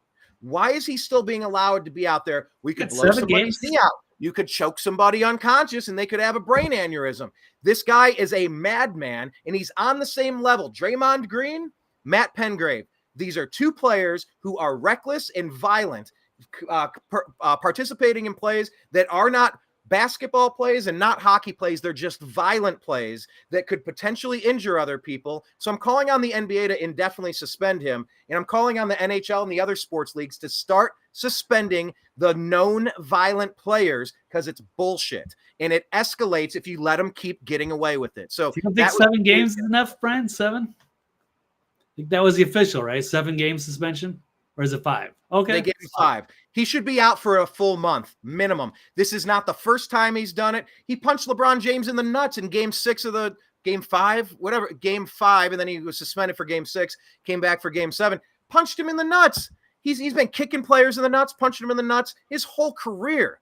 The guy's a madman out there. And the NBA needs to take it seriously because when you don't punish Matt Pengrave, you have situations like this where they get increasingly violent, increasingly reckless, and you got this nice guy that just got butchered on the ice. Damn near took his head clean off of his body. So anyway, that was something that I had no idea existed when we did the Tuesday show. Also, to put a bow on this story, this was something that we covered a couple of weeks ago. It's Petgrave, not Pengrave. Sorry. Am I saying? I meant to say Petgrave. Matt Petgrave. I was probably thinking Matt Penfield. No worries. I don't know if that's Penfield or Petgrave. Sorry, thank you. So it's a Petgrave. All right. Yeah. Anyway, this is an update on this story. One of the weirdest stories we've ever seen. David DePape found guilty in a violent hammer attack on Paul Pelosi. I don't know. This just kind of popped for me. Washington, a jury convicted David DePape, bludgeoned former House Speaker Nancy Pelosi's husband of federal assault and attempted kidnapping charges today. DePape broke into the former speaker's home last year and attacked the 83-year-old husband of Nancy Pelosi, Paul Pelosi, in search of her. The attack was caught on police body camera footage and reignited a debate on political violence in the U.S. DePape was found to be an avid supporter of far-right conspiracy. Oh, shut up. Nancy Pelosi was not at her home at the time. Jury deliberated for over 8 hours and gave a verdict. He's facing 50 years in federal prison. Blake, any thoughts on that developing story that bookends something that was ridiculous that we've covered in the past? No, that dude's pretty dangerous. He's bad news. That was horrifying. I have no love for the Pelosi's, but that was horrific to see that. And I feel bad because I didn't report that right. I thought it was just a break-in, or maybe that was a drug dealer gone wrong, or a lover's tryst, or what have you. But it's because they didn't release the footage. And then finally, once they did, it became apparent. Like, yeah, that dude, he broke in the house with a hammer, and poor Paul was just trying to keep things calm. And then when the police knocked on the door, you had that, DePape hit him over the head with a hammer. It was awful. So I wouldn't wish that on him, even though he's an insider trader and corrupt, and Nancy Pelosi is a criminal. But he didn't deserve to be whacked in the head with a hammer by this guy. And he needs to be behind bars because he's dangerous. Yeah, and there was a lot of suspicion and banter at the time, just wondering, do these guys know each other? He kind of shows up, he's in his underwear, and it was just such a weird scene when the door opened, and why would you wait until that moment that the cops are there? Oh, now I'll swing the hammer. It seemed staged and weird, and that we weren't getting the real story. Something still is really weird about that. The whole situation is weird, but anyway, he's been found guilty, and I did make that correction there to spell his last name Petgrave, because it's Matt Pengrave. Say his name. 60% of the media outlets are saying a person was arrested. Oh. Matt Pengrave was arrested, and I said his name wrong. So anyway, thank you for helping me correct that, because I could say Matt Pengrave a couple more times, that asshole. Okay, moving on to other assholes. Breaking news. Okay. Breaking news from another asshole too. Good call. This is from Ford Fair, who is reporting here that John Sullivan, Jaden X, who was posing as a Trump supporter on January 6th, who was near Ashley Babbitt that day, and who was affiliated with Antifa in Utah. So he was, and he also was with CNN, and he got paid a bunch of money for his footage. He's a Trump supporter on January 6th. Oh, by the way, did he have to give that money back? Wasn't there part of a criminal something where maybe he had to pay it back? But what's not breaking here? There, but yes. Anyway, he was posing as a Trump supporter. Later claimed he was there as press, despite yelling to the crowd to burn the Capitol down. He was instigating. He was yelling violently in that hall, in that stairwell, to rev up everybody's tension. Everybody's. He was there. And here's the thing, Blake, about those 5 people that haven't been charged in Vegas. Well, maybe they didn't throw a punch. Maybe they didn't swing. Well, what were they screaming? Were they contributing to the feeding frenzy of the piranhas that were killing that poor kid? Because this asshole from CNN, he was the one that was yelling and screaming and ratcheting up everybody's tension to the point that cop decided to pull a trigger. The only shot fired on January 6th, by the way, was that scared cop that killed a woman of a different race who was a veteran mother. Yes, that guy is criminally complicit for helping pump up the hysteria. Well, he didn't pull the trigger. He didn't shoot her. Okay, well, he kind of did with his actions. He's culpable in some sort of way. So what's the update here? What happened? Okay, well, he's been found guilty on all charges and remanded straight to jail until sentencing. So Judge Lamberth ordered John Earl Sullivan remanded, which means he'll be held in custody while he awaits sentencing. So that is pretty big news. So Ray Epps has kind of gotten off the hook. We were kind of wondering if Jaden X, John Sullivan, was being protected as well, but it doesn't look like it. So they're going to flush him down. And he goes to jail. And out of all the people that were, rotting in the gulag, he's probably one that actually deserves to be there. And he was, I believe, encouraging Ashley Babbitt to go into that hole and go into the Capitol. And I'm glad that story popped now, because it really reminds me of why I'm also adamant for the the non-violent bystanders who 15 of them mobbed up and killed that kid in Vegas, because their actions, what were they screaming? Were they pushing their friends? Were they egging them on? Like, they all contributed to throwing the chum in the water that led to the shark attack and that disemboweled that surfer. You know, like they participated in that. So that is the perfect way to link those two stories together. I appreciate that, Blake. Yeah, look at the early 80s and 90s Pistons, Draymond Fitz. Well, and not just that, the Malice in the Palace, where Ron Artest climbed up into the stands.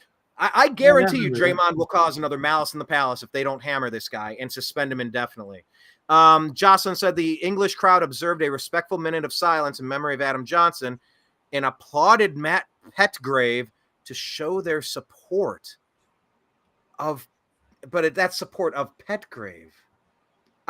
All right. If there's additional context, I'll walk back my vomitous reaction to applauding that monster, that killer, Matt Petgrave. Well, he's an involuntary manslaughterer, and he needs to be. Yeah, he needs to go to jail indefinitely. I don't know. He's a dangerous dude. His hockey career is over, and we'll have to determine what to do with him. But he's going to be serving some hard time for a long time.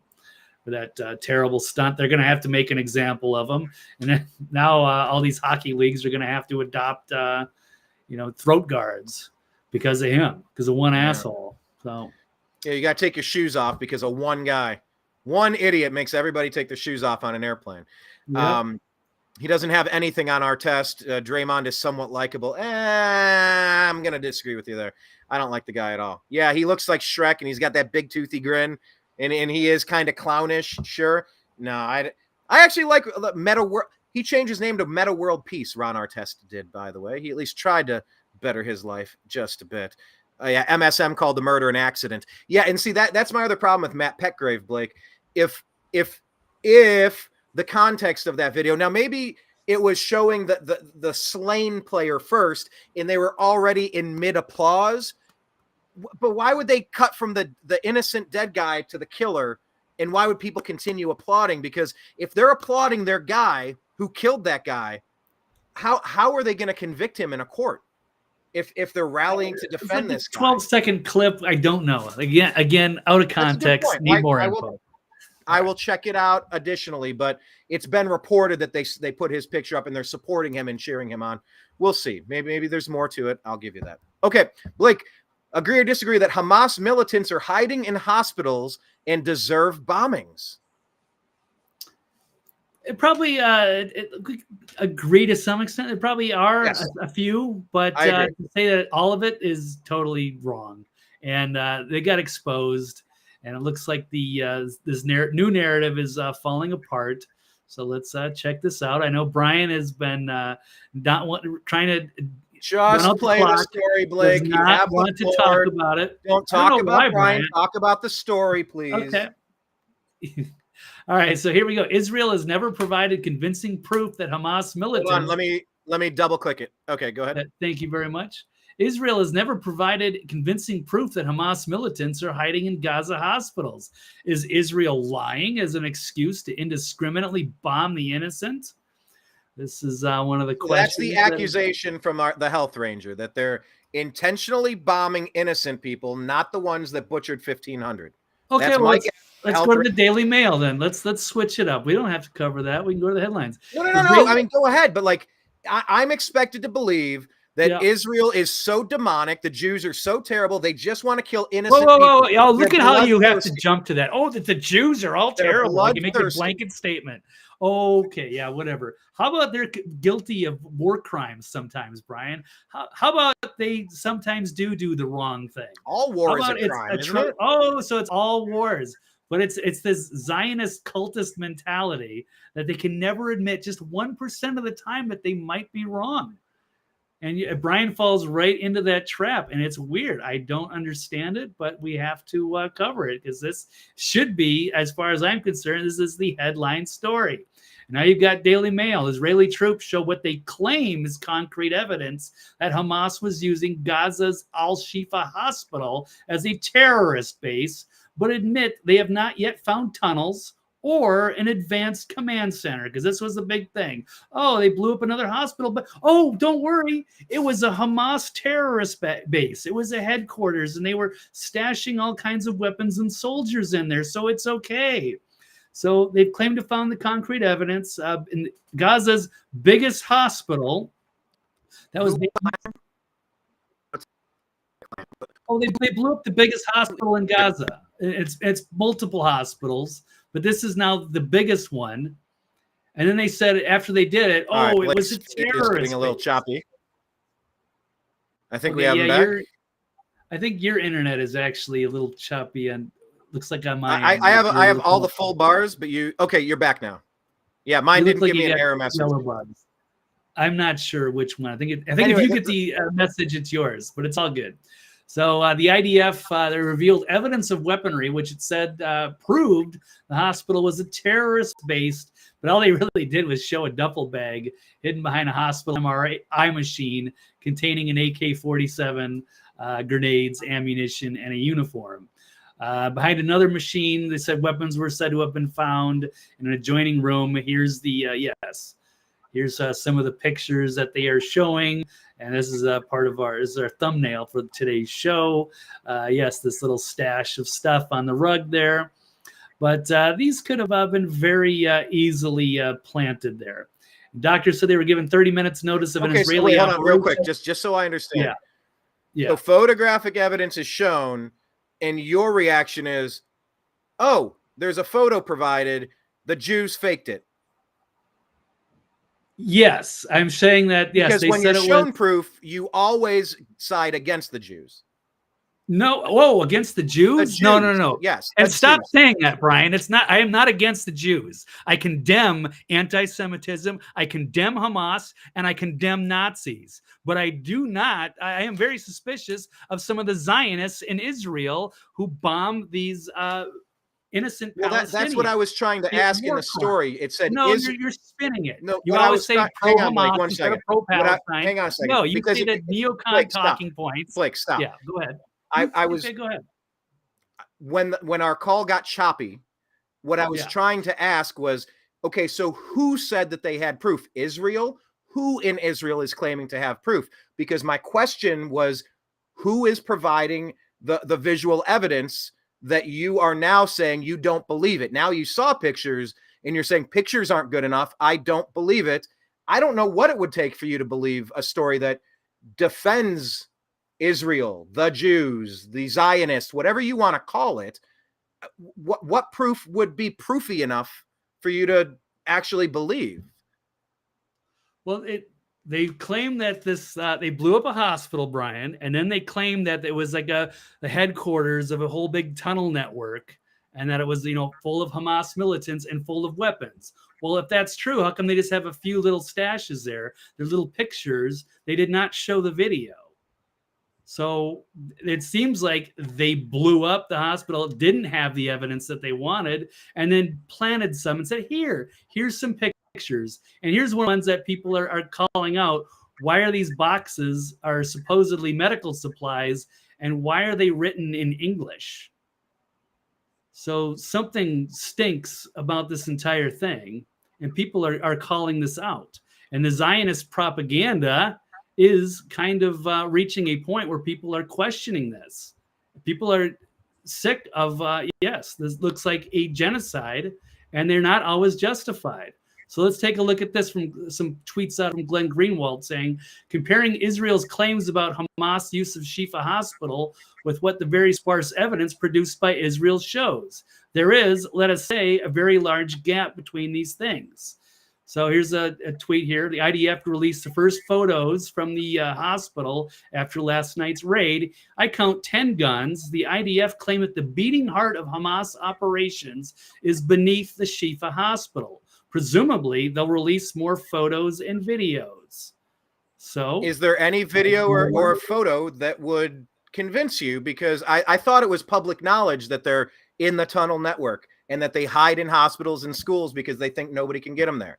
It's punching a kid and running behind the teacher at recess. It probably could be, Brian. I'm willing. You know what? I'm willing to say, yeah. Let's just say 50% of them are. Let's say 50% of the hospitals and schools that Israel has blown up maybe had some Hamas terrorists and guns. I'll give you that. Sure, why not? Well, it's not giving me it. I thought it was common knowledge. No, Brian. Can you admit that maybe Israel maybe staged one of these things, that maybe there wasn't a Hamas network in there, that maybe there wasn't weapons, maybe it wasn't human shields, and they actually just committed a war crime and they're covering it up and they want you to believe that they committed a war. Are you willing to admit that? That they committed? So I fully understand that they committed a war crime because they're bloodthirsty, because they want to kill the innocent people and not the guilty people. For what purpose are you claiming this? For what purpose would they do that? Where's the upside here? Well, they know they blow up hospitals and schools, and then they always say, "Oh, it was Hamas. There was a Hamas," or they blew up that refugee camp because they supposedly had one Hamas leader there. You don't think that's a war crime? Or the church? I mean, they have killed thousands of innocent people.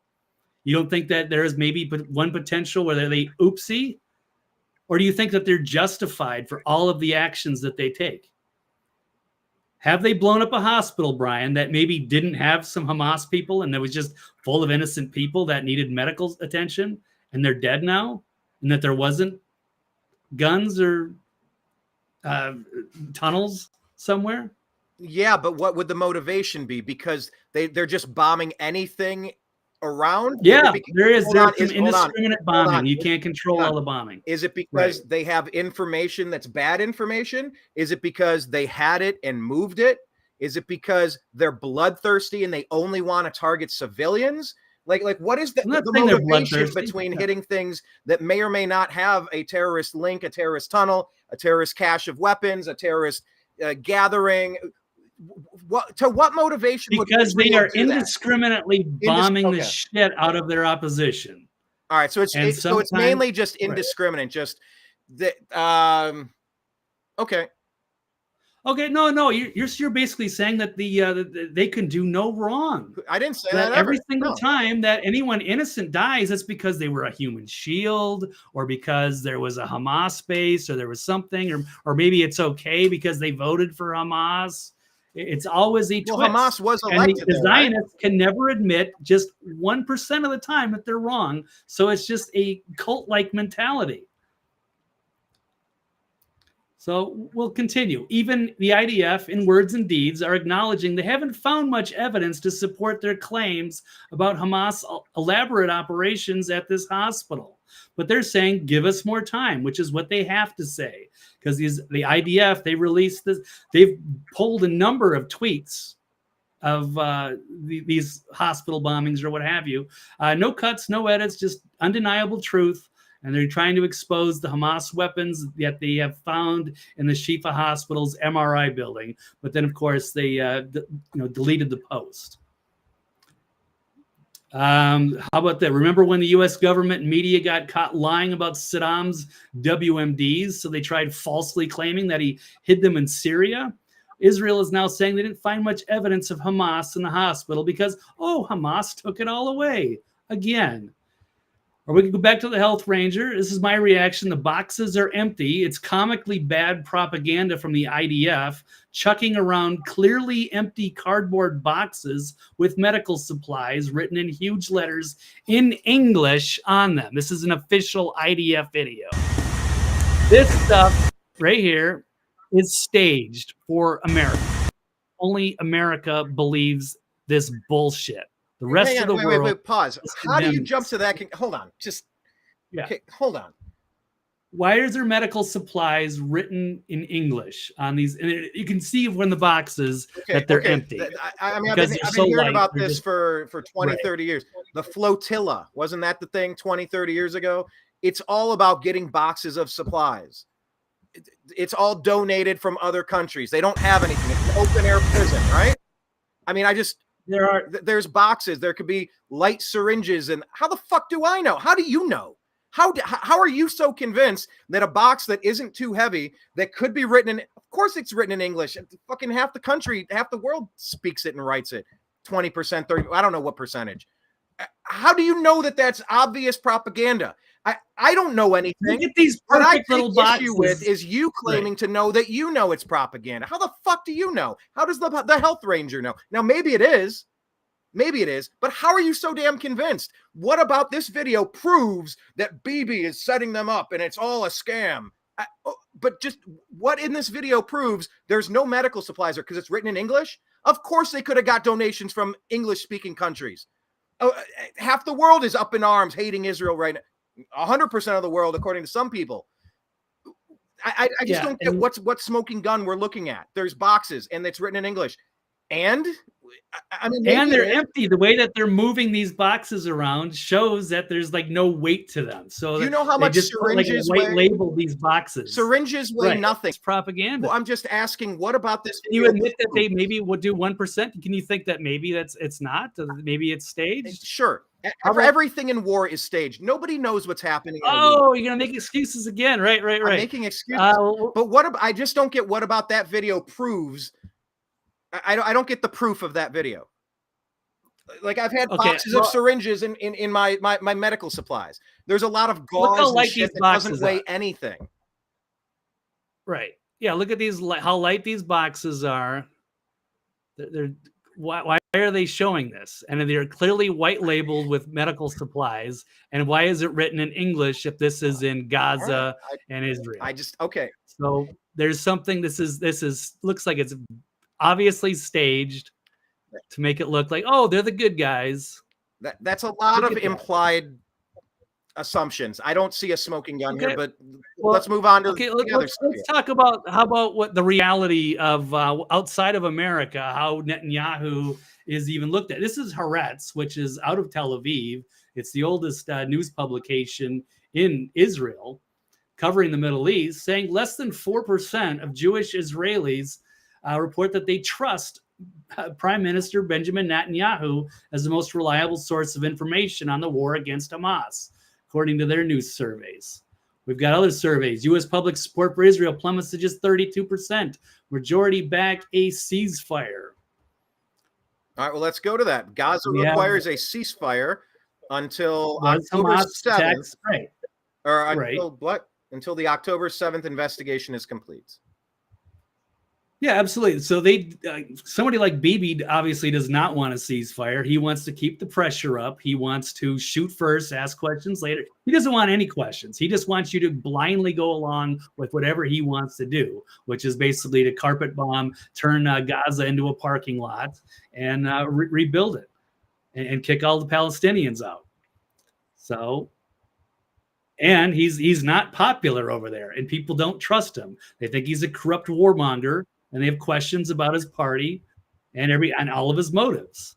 And people are questioning, why did the defenses get that day? Why was all of a sudden just, the Hamas just hates Israel so much they just decided to make this horrible spontaneous attack one day? Wait, hold on. You don't believe that Hamas hates Israel that much? You don't? I know they hate Israel. Sure, of course, that's in their charter. Why did you say that? Like, I'm so like anyone would believe that? Of course they do.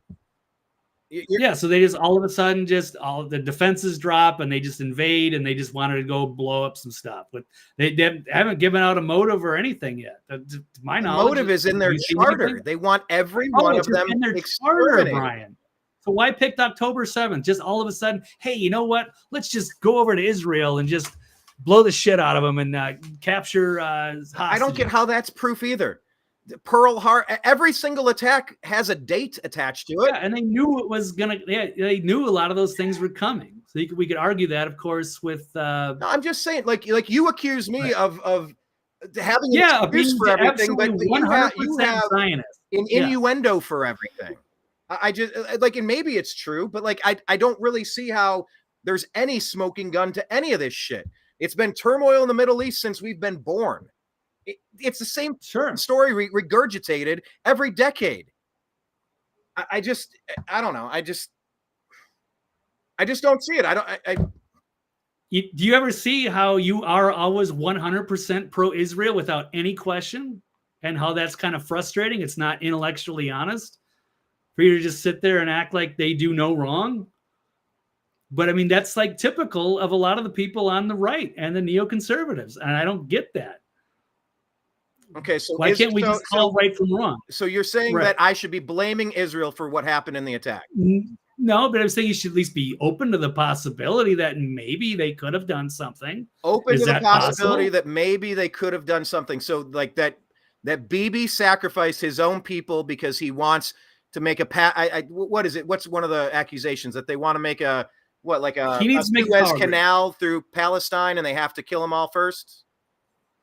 Well, it's just like Pearl Harbor, right? So they needed to get into the war, and so they're going to allow this attack to take place because then they can get American support to get into World War II. 9/11. So if you have a stage an attack against your own country, like this 10/7 could be, and yes, you just blow up some concert goers, you'd have to take some hostages. They had helicopters, Apache helicopters. They were just indiscriminately shooting people. They didn't know who was what. And they had advanced weaponry that was there. Let me pause there. We saw the cars all from the parking lot, from the music festival. They were blown up with advanced weaponry that Hamas does not have. So how did that happen? You know that Hamas doesn't have weaponry that could. Do they? Do they not? How do you know that? How do you get that in definitively? There? And in war, I don't think anybody disputes that. Pat Tillman was killed by friendly fire. He was but that wasn't like advanced weaponry. It wasn't like his body was melted. It was shot. No, but you're saying that helicopters fired on cars. Yeah. Yes, in war, people die and there's collateral damage and war sucks, which is why I loved the Abraham Accords and what President Trump did. They were living in peace until Hamas did what Hamas always fucking does. Why am I picking a side? Because I'm sick of fucking hummus, dude. I can't fucking stand people living in peace at a music festival. And it's like, no, the Jews did it to their own Jews. God damn it. That's the best story we've got here. Fine. Everything's a conspiracy. And look, it's proven out over time.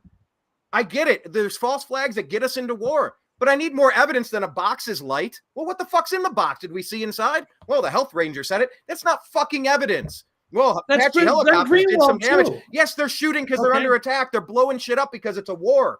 Wow, I'm so surprised. That's a smoking gun. The Bibi did it. I need more concrete here. It's just you're always believing the Palestine lies in propaganda. You never believe the other side's lies in propaganda because it's all lies in propaganda. I condemn Hamas.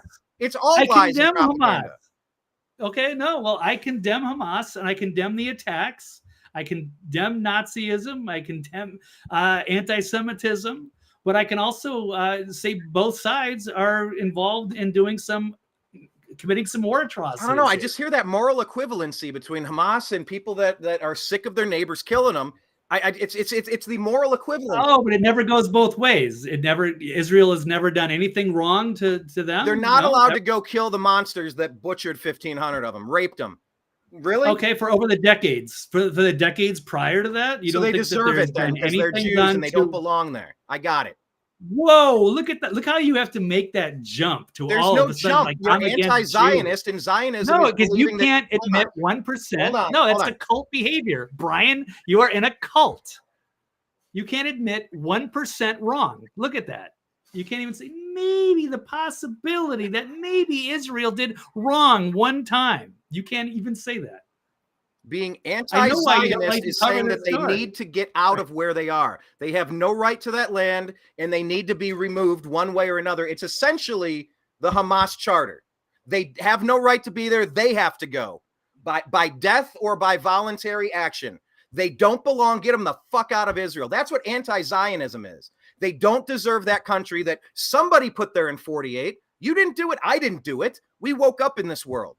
But because I'm on the side of the people that, I don't know, they were peaceful and then they got attacked and butchered 1,500. They were peaceful. Okay, yeah. You know about the charter and all that from 1988. Yes, where they definitely don't like Israel. That's what Zionism is the belief that they should stay in the nation their state ancestral of land, that they should have a right to it. And then the United Nations came in and decided, okay, well, you get, I believe it was 56% of the land. And so anti-Zionism is getting them out of there. I don't know if it's they don't anti-Zionism. You have to say it because they either have a right to that land, which is Zionism, or anti-Zionism. They have no right to that nation state of Israel. That's what it is. You're hedging your bets like, oh, I'm against Nazis and Hamas. Okay, cool story, bro. So what happens to the Zionists who believe they should have a country? You're saying that they shouldn't. So where do they go? They get butchered, or they have to get on a plane, or they have to walk through the desert for however many and figure out where the fuck they're going. You're putting words in my mouth again. No, I didn't say any of that. That's what anti-Zionism is. They don't have a right to that land. I'm not saying I'm anti-Zionist. I'm skeptical of Zionism. I have skepticism of Zionism. And they need to I don't trust their motives. And Palestine is right. Palestine should take over the Netanyahu land. needs to go. Yeah, and they have to live in peace. Oh, good luck. And I've actually did I invite what? Okay. Yeah, Islam is a super peaceful religion. Okay. Oh, is it? See, now it's more of the propaganda that you're spewing. Is it all of Islam or is it radical Islam? The Intifada Islam, the Caliphate Islam, the ones that read the ones that the U.S. and the writings, and they want the entire globe to be a caliphate under one Sharia law, under one Islamic rule. That group that keeps killing their neighbors, that group. That small percentage you said. The ones that we fund, right? The ones that the United States funds. And the ones that Netanyahu supports, Hamas, so we can go after his enemies, right? And then we're funding what? ISIS or Al Qaeda or moderate rebels, yes. Or putting in Mossadegh in Iran, or getting rid of them and putting in the Shah. Yeah. All the people we like to fund, right?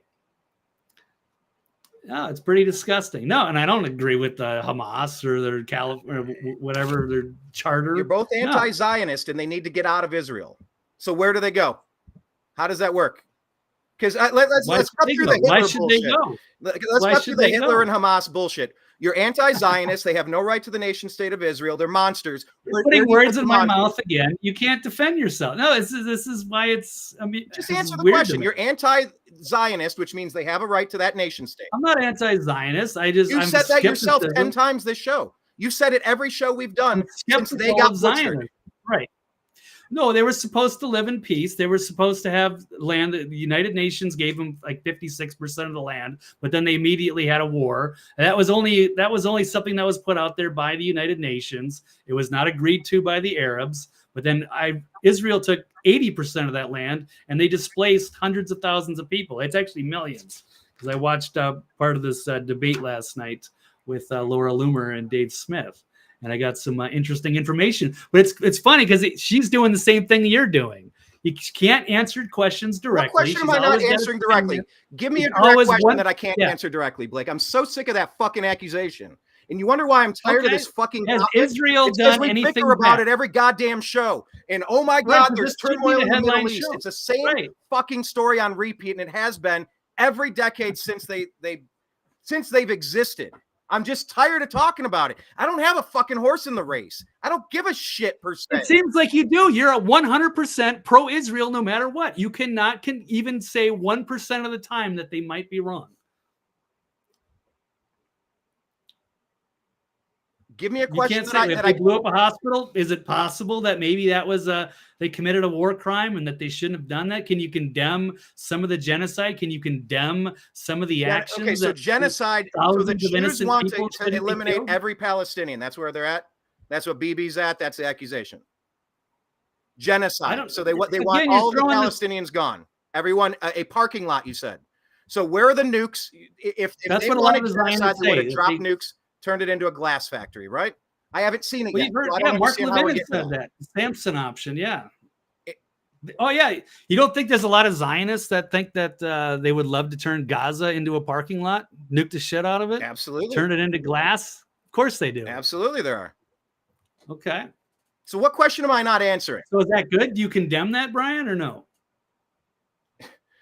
When your neighbor won't stop killing you, I get pissed off about it. Yeah. Oh, see, it's always their fault. So is it 100% of the time that it's always... What was Israel doing to break the peace when it happened a month ago? What the fuck did Israel do wrong a month ago? What were they doing wrong other than existing?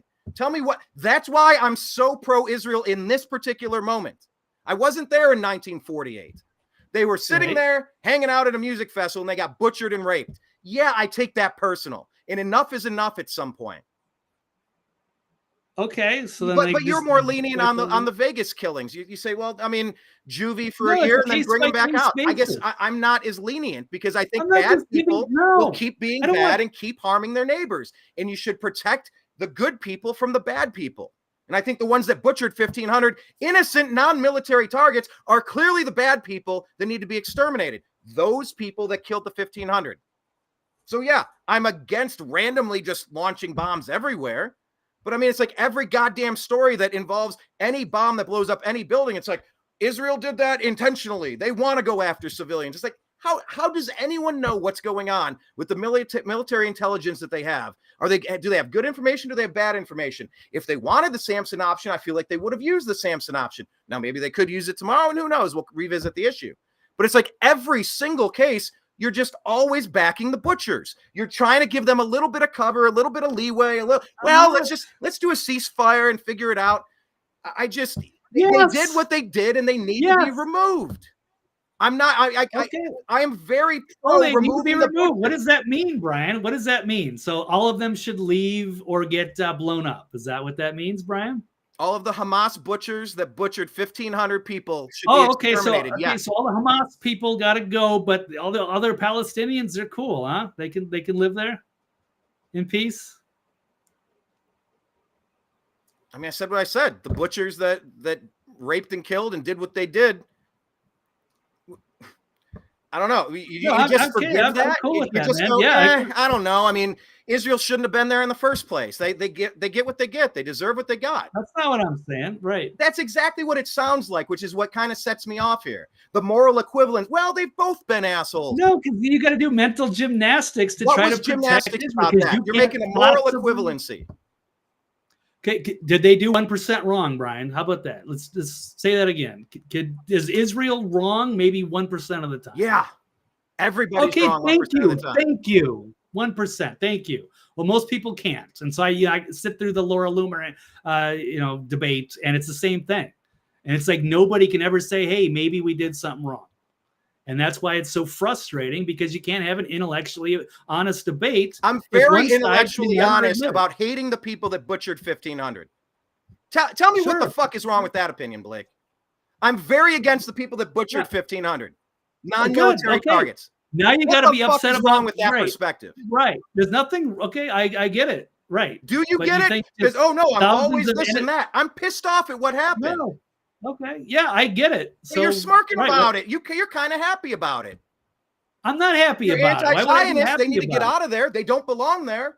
Now you're putting words in my mouth. Now you're putting words in my mouth. You've said all of that shit in various shows. If they were gone, things would be peaceful. I laughed at that. If Israel was never there, yes, we wouldn't have all those problems. Yes, that's exactly what I've said. So where do they go?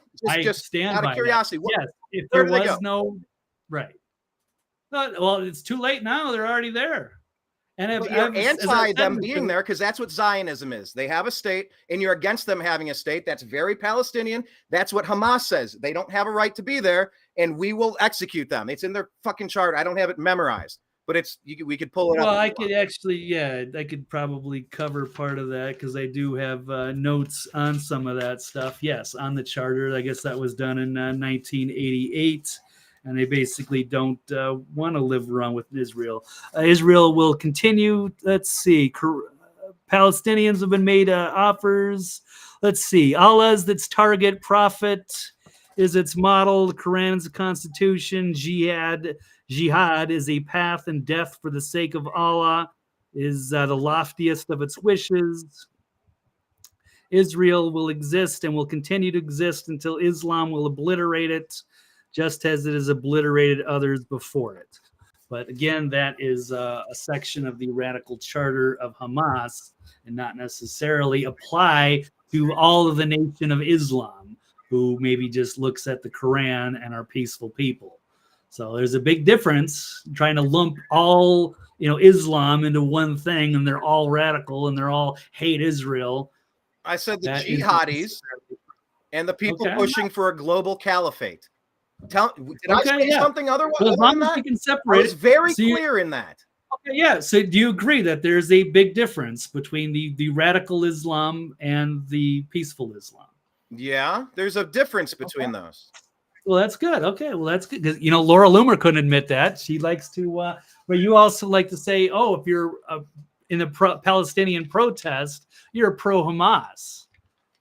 So I mean, they're putting out the flyers glorifying the hang gliders coming in. We saw BLM do that in Chicago. Some may, but not all of them. Not. Well, what does that mean? Some may, yeah.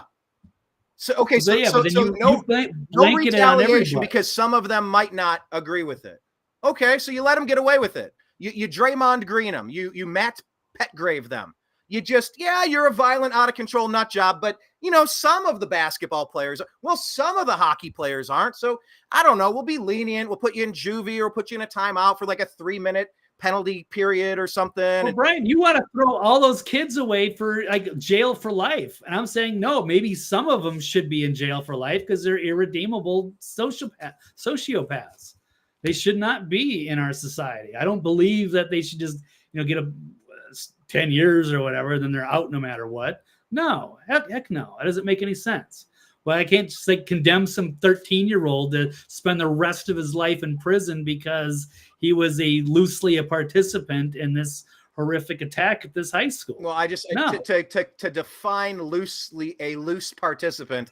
That's where I want to be specific on that because there's, like I said, you either threw a kick and a punch or you instigated the crowd, like that guy that that CNN guy that ratcheted up the tension in that hallway so much that Ashley Babbitt was executed by that guy of a different race, killed the mom, the service member, the mother. Occam Razor says someone else gave them land. I think he's talking about Israel. Someone else gave them lands because the same countries don't want them there. Yeah, I mean, this seems to be a tale as old as time. Jocelyn says war is hell. There's no right answers here. Nobody wants war and people to die. Hamas does. Israel wasn't launching rockets into Palestine when this all happened, were they? If we're doing a moral equivalency, what acts of war was Israel actively participating in when they were attacked and slaughtered and butchered? They weren't. Can you admit that Israel was doing no wrong the day that they were butchered? At that time, no. They were not doing anything wrong to my knowledge. No, I don't see any reason for there to be an attack. And my suspicion is that this was allowed to happen. They were warned about it. Egypt warned us about it. They had the most secure area in the world, and they should have seen it coming. Months in advance. We got it right. But that's and we knew Netanyahu was politically in a lot of trouble, and this was his way. And they went in. We still don't have a lot of evidence of what's going on, and they don't seem to want an investigation. They don't want a ceasefire.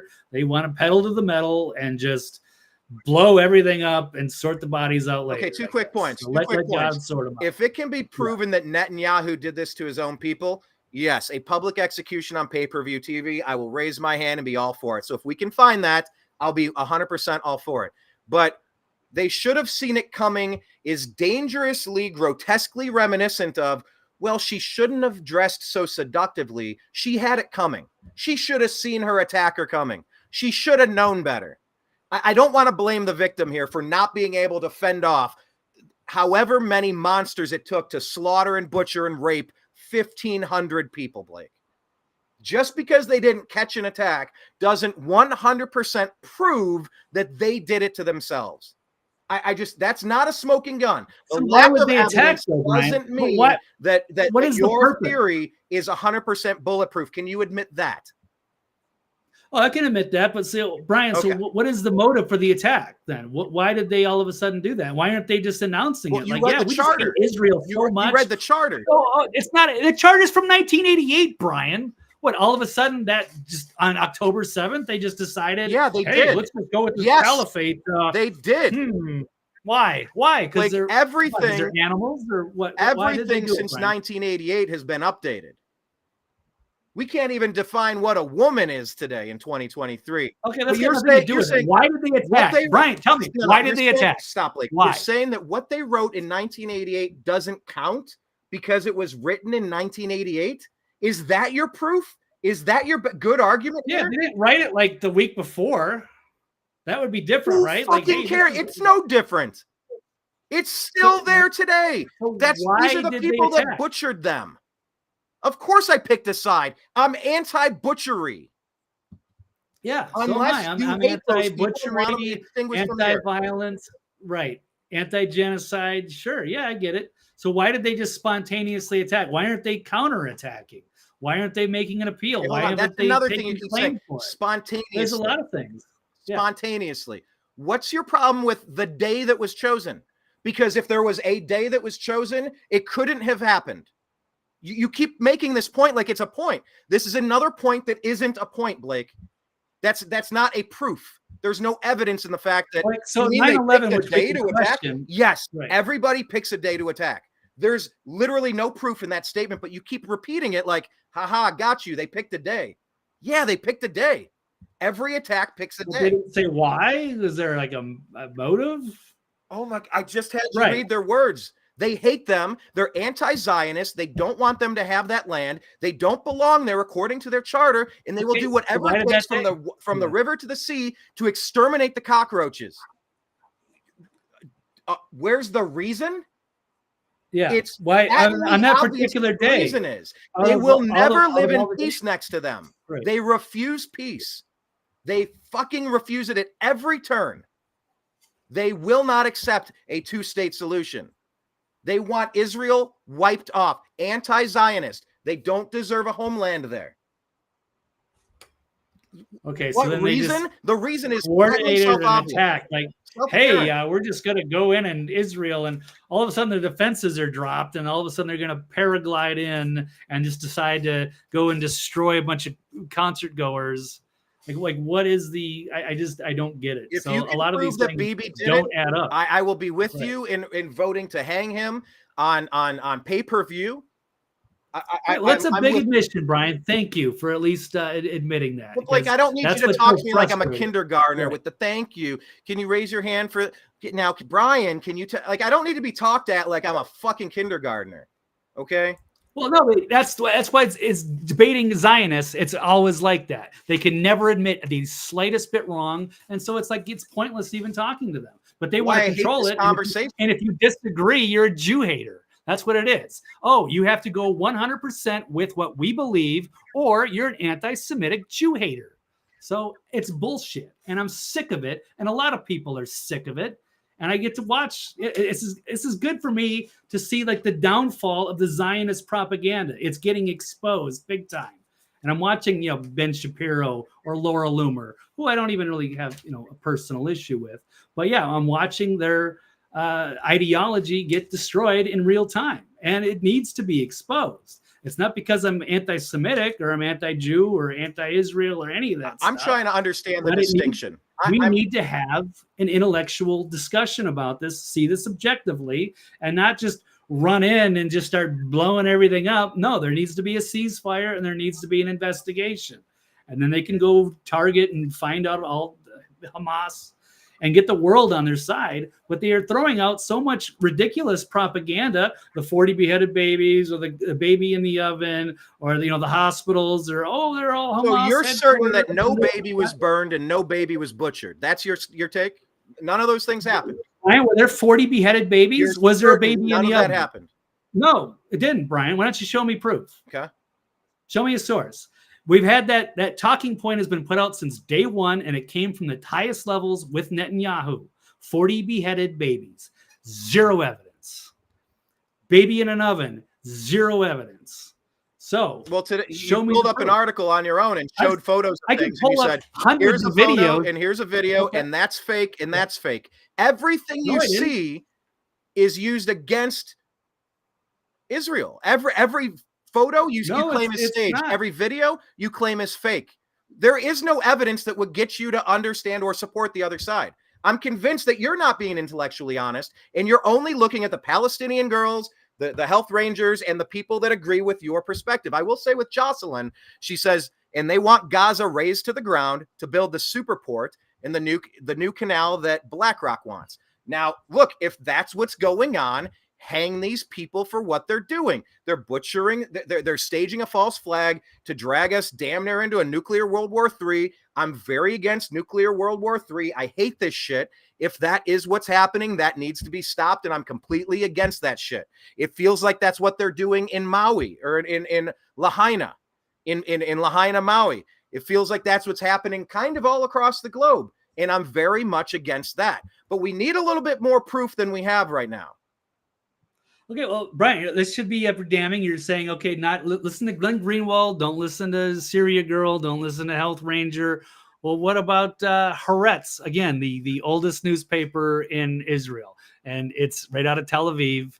And they're even saying that only 4% of Jewish Israelis believe Bibi Netanyahu is a reliable source of information on this against Hamas. And Jocelyn adds, this is about. But you know what? It's 100% in America. The Republican conservative Ziocons, they worship Bibi Netanyahu. He can do no wrong. I can turn on Fox News. They will never give an inch. It is 100. They love him, but around the world, they don't. They question this guy. He's bad news. Jocelyn adds to be interrogated.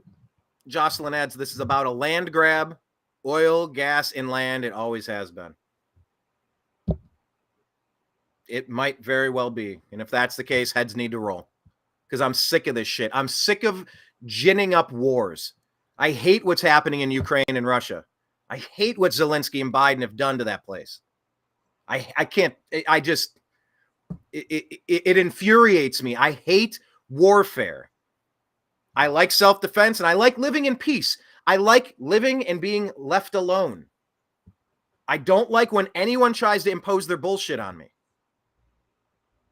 Right. Well, don't you see a lot of imposing bullshit from Zionists and their propaganda?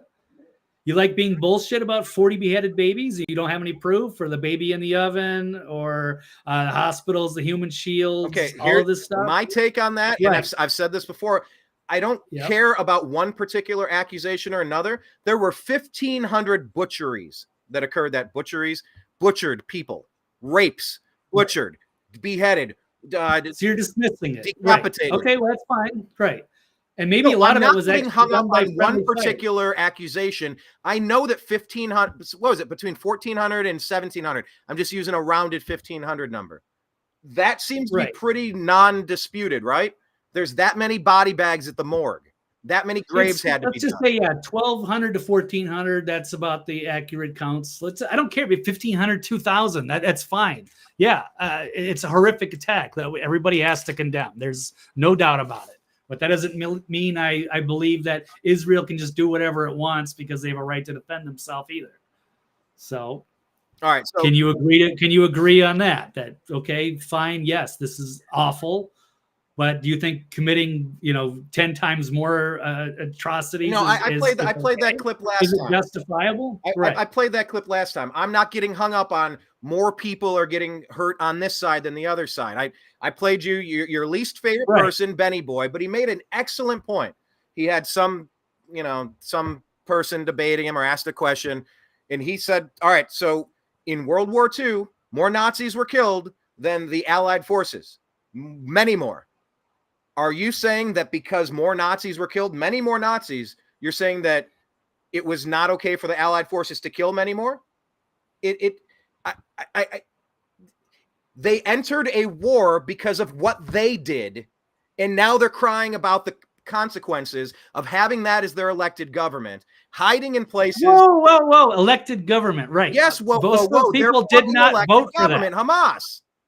Okay, that was 2006, Brian, and we do know that most of those people that live in Gaza never voted for it. Am I incorrect? They voted for them. Brian, they kept them in there. And they won't stop killing their neighbors. And then they got involved in the war. They're like, how dare you fight back? Like, where's my sympathy level for fighting back the people that just butchered 1,500 for no fucking reason? Okay, oh my God, they've blown up so many buildings. Yeah. Yes, because it's a war, and I hate war, and war shouldn't happen. And if you wouldn't have started a fucking war, you wouldn't have these buildings blowing up. It's their fucking fault, dude. I don't get. Putin has a right to go and invade us. Then, right? We voted for Biden, and we're supporting a proxy war in Ukraine. So I guess Russia can just indiscriminately level our cities, Brian. That's according to your logic. right? You voted for Biden. You voted for Biden. You live in America. Somebody in your neighborhood shot a cop. So I guess we're going to have to blow up your whole fucking neighborhood because one guy did something wrong that you didn't vote for. You had nothing to do with. But hey, you just happened to be an innocent bystander. You were there. So it doesn't matter. It's incredibly regrettable. Damage. I voted for Trump, who worked around peace deals. He went around making peace deals. Peace through strength. I kind of like. Yeah, I agree. The first president in our lifetime who didn't drag us into some unnecessary foreign war. I've been against this shit since I kind of woke up to figure out what was happening in the Middle East with Bush. I saw it. I started peeling away from the news. I started backing away from that shit. I haven't watched Fox. I couldn't even tell you the last time I watched Fox. I haven't had cable I can't remember last time I had cable. So I'm just very anti-war. Like that's it. Well, hey, there has to be a repercussion strong enough on the butchers. And yeah, they're blowing up too many buildings. I agree with that point. Any innocent person. Now, what was that quote from Golda Meir? I heard this said the other day, and it's just kind of bouncing around my head. I'm trying to understand it.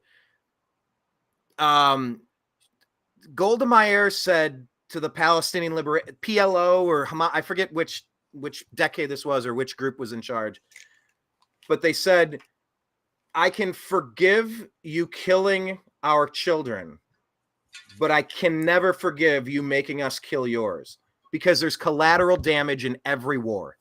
There's disgusting collateral damage of innocence in a war. And that's kind of why you don't go around starting them. Now, if Bibi started it, fuck him, string him up. Hands down. Okay, that's good. Hands down. If our CIA has their fingerprints on it, for the love of God, can you please let our people go and deliver us from this evil that's taken over the United States if the United States was behind it?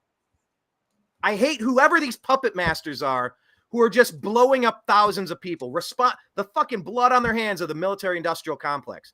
I loathe it wherever it comes from. But Hamas started this shit a month ago. They're the ones that did this. The blood in their property, the blood in their city is on their hands because of what they did. They started a war, and there's tons of collateral damage in war, which is why I fucking hate war. If it was just two people, two aggrieved parties that would agree to a duel, and shit, we almost saw this in Congress the other day. You go outside, fisticuffs, you and me behind the, okay, Aaron Burr, sir. And you go out and you have a duel, you walk your 10 paces and you turn around. So that it turns into a hip-hop musical later. Cool. But it's not just a duel between two people. I hate collateral damage. I hate war. I don't want to see a single innocent person. Like the fact that I have to say this stuff out loud. People suffering in Gaza right now. There's a lot of innocent people. That's why people are protesting. It doesn't mean they're pro-Hamas. They should be anti-Hamas, anti-Palestine for voting for them. For allowing them to stay in power and not having an uprising. Oh, it's their fault because they voted for him. Oh, okay. Well, then again, that applies to you. You voted for Biden. You voted for Biden, Brian. I'm working daily to expose Biden and get him removed from office. You every day I'm working toward that. Peacefully. Okay. I'm doing whatever I know how to do to expose their criminal enterprise. Well, maybe there's people in Palestine trying to expose the criminal enterprise too. But you know what? They're fucking dead because they're getting blown up by Israel. Huh? Yep. I'm back. Can you hear me? Now you're frozen. All right. Yeah, I can hear you. Okay. Well, yeah, it's the interesting part of this debate because it's usually pretty one-sided. And I did pull up this tweet just calling out, not necessarily to pull out Piers Morgan here, but just to say, with other people, because it seems like when you're hearing people that are, pro-peace, they're saying, hey, do you condemn the Hamas attacks on October 7th? Yes, I do. But do you also condemn Israel killing over 1,000 kids? Yes. That's the correct answer. Oh, but you'll hear Zionists all day. Oh, I believe Israel has a right to defend themselves. Like, really? This is why we can't get anywhere. It's like arguing with a Zionist is like arguing with a leftist cultist. I disagree with the iron. I just disagree. Okay, why do you disagree with that? They started a war, and now there is a war. and bad things are. Yes, now they can do whatever they want. This is kind of like it's like right into Netanyahu's plan. As long as Palestine fires a few rockets first, then they can level the shit out of Gaza, and it's all self-defense, right? I don't know. One of us is frozen, and I'm not sure. This is for Hamas. Oh, they just fired a few rockets. They just killed 1,500 people. You have no right to just launch a 100% full out, everything you have offensive to root all of those monsters out, all those murderous Hamas pieces of shit. You have no right to do that because things will happen on the peripheral and innocents will get impacted. That's called a war. Oh my God, a Zionist. You can't debate them. They get angry and want to destroy the destroyers. Yeah, look at you. Oh my God. I know. How dare they want to destroy the destroyers? Right. It's like the constant spinning of trying to justify it. This is okay because Israel has a right to exist and Israel has a right to self-defense. But they can never say, it's both sides. Like, that's terrible that happened. But it's also terrible that Israel is absolutely devastating and wiping out so many people, destroying those neighborhoods that'll never be rebuilt. Thousands of innocent kids dead. And it's atrocious. And some of that is war crimes. And that should be investigated. And those people should be paying a price for that. Those people are Hamas, Blake. They're the ones that started the war. See, again, you're going to keep playing. This is watching Dave Smith argue against Laura Loomer, and it just you go circle into circle. It's arguing with the tribalist cultist follower. Well, what did you want to say about the Loomer and Smith debate? What did you want to say about the Loomer? Oh, it was great. I think everybody should watch it. I don't think Brian's going to want to watch it, but it's the same thing. And I appreciate Laura Loomer. She's very smart, very aggressive, very alpha, and gets in the ring. But I think Dave Smith absolutely exposed her, and it's the same thing. It's kind of easy to argue with it, and you don't see anything new from the Zionists. It's always the same few talking points, and they can never admit that they ever do any wrong of any kind, and it's very frustrating to see that happening. And so we can sit and criticize leftists all day for being cult followers, but you see the same thing coming from the right. So when it comes to Israel, you'll see everybody change their tune. I think you froze. Big picture and say it's on both sides. So, anywho.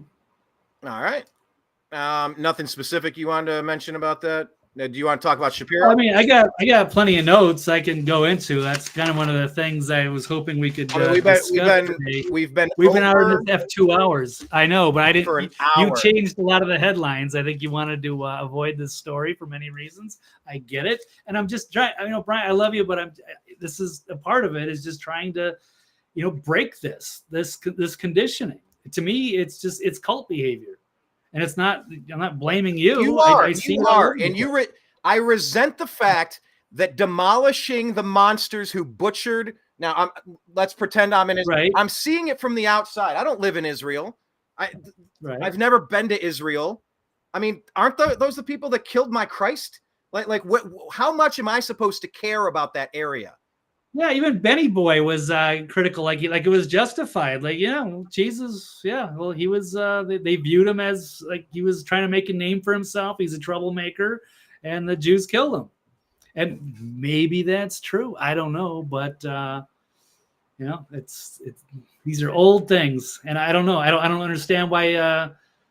All the love for Shapiro, and I think his career is in jeopardy as far as I'm concerned. I think he's getting absolutely destroyed all over social media. I think Candace Owens is exposing him, even in his own organization. I think people are starting to see through these lies and this shady Zionist propaganda, which we need to go past this. We lived through this during the Bush administration, already went through it. And you're seeing it play out again. And a lot of it's repeating itself. It's the same kind of stuff. Same propaganda. Weapons of mass destruction. It's always justified. Oh, they're bad. They did this. So they took babies off incubators. But we believe that stuff then. Now we're seeing it a second time, and now we have to call it out and say this. We're not falling for that again. To be clear, if there were 1,500 people who killed 1,500 Israelis, I would like to surgically and strategically erase those 1,500 murderers and butchers and rapists and monsters, subhuman people that did that. I want them all erased from planet Earth. I'm a Zionist for that perspective. No, call me what you want. Because you won't admit they do any wrong, right? I never said they can't do anything wrong. Don't paint me that way. I want everyone that lifted a weapon and butchered those innocent people executed. Okay, well, what if they're underground and you're going to have to kill at least 15,000 innocent people in order to kill them? Is that okay? Is that justified?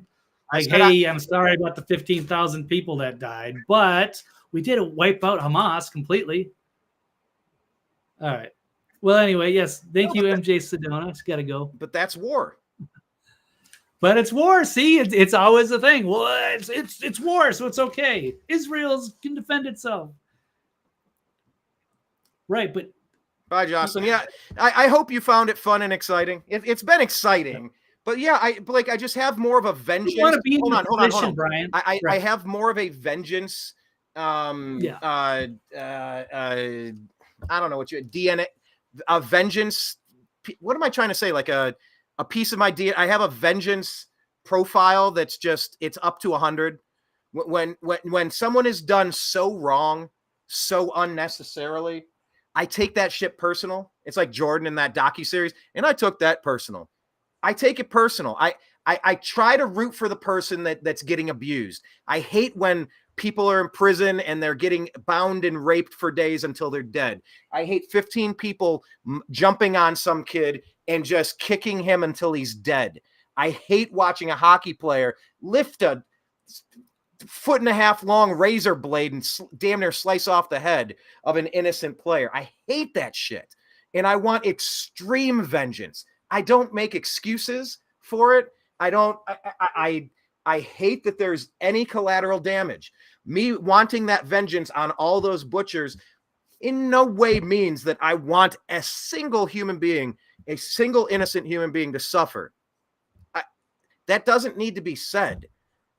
I just, the perspective that I have is called like crazy Zionist. It's like, Brian, a lot of those innocent people are seeking refuge in hospitals or a refuge camp or churches, and they're still getting blown up, or they're maybe in ambulances and they're getting blown up.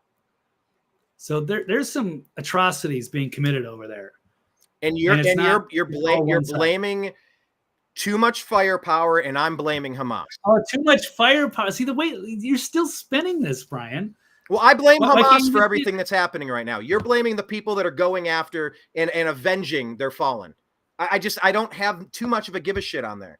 Like, well, there's a lot of innocent people that don't. I clearly already established that. I hate that that's happening, but I'm not going to put my hands behind my back when that butcher is still living in the house next door to me. I'm going to get him.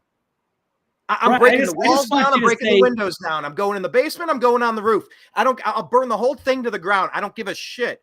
And I guess that's probably the Samson option. And that's scary. But imagine if your neighbors wouldn't stop attacking you and your family. How pissed off would you eventually get? Because I'm past that point. I'm so sick of this shit. Somebody commits a crime against you, you want to go after them and you want to kill them. I get it. It's vengeance. But do you kill their whole fucking family for it? Maybe if you're, mafioso, you want to wipe out somebody's whole bloodline, but isn't it just for an eye? Somebody does something and you kill them, right? But you don't go after everybody, and they're all their neighbors, and you just blow everything up. That's okay. And then you're going to pretend like, hey, I had a right to defend myself. There's no pretending. How's that going to work? War sucks, which is why you, Hamas, shouldn't start one. Okay, so. Okay, well then does Israel take any blame for anything that's happening?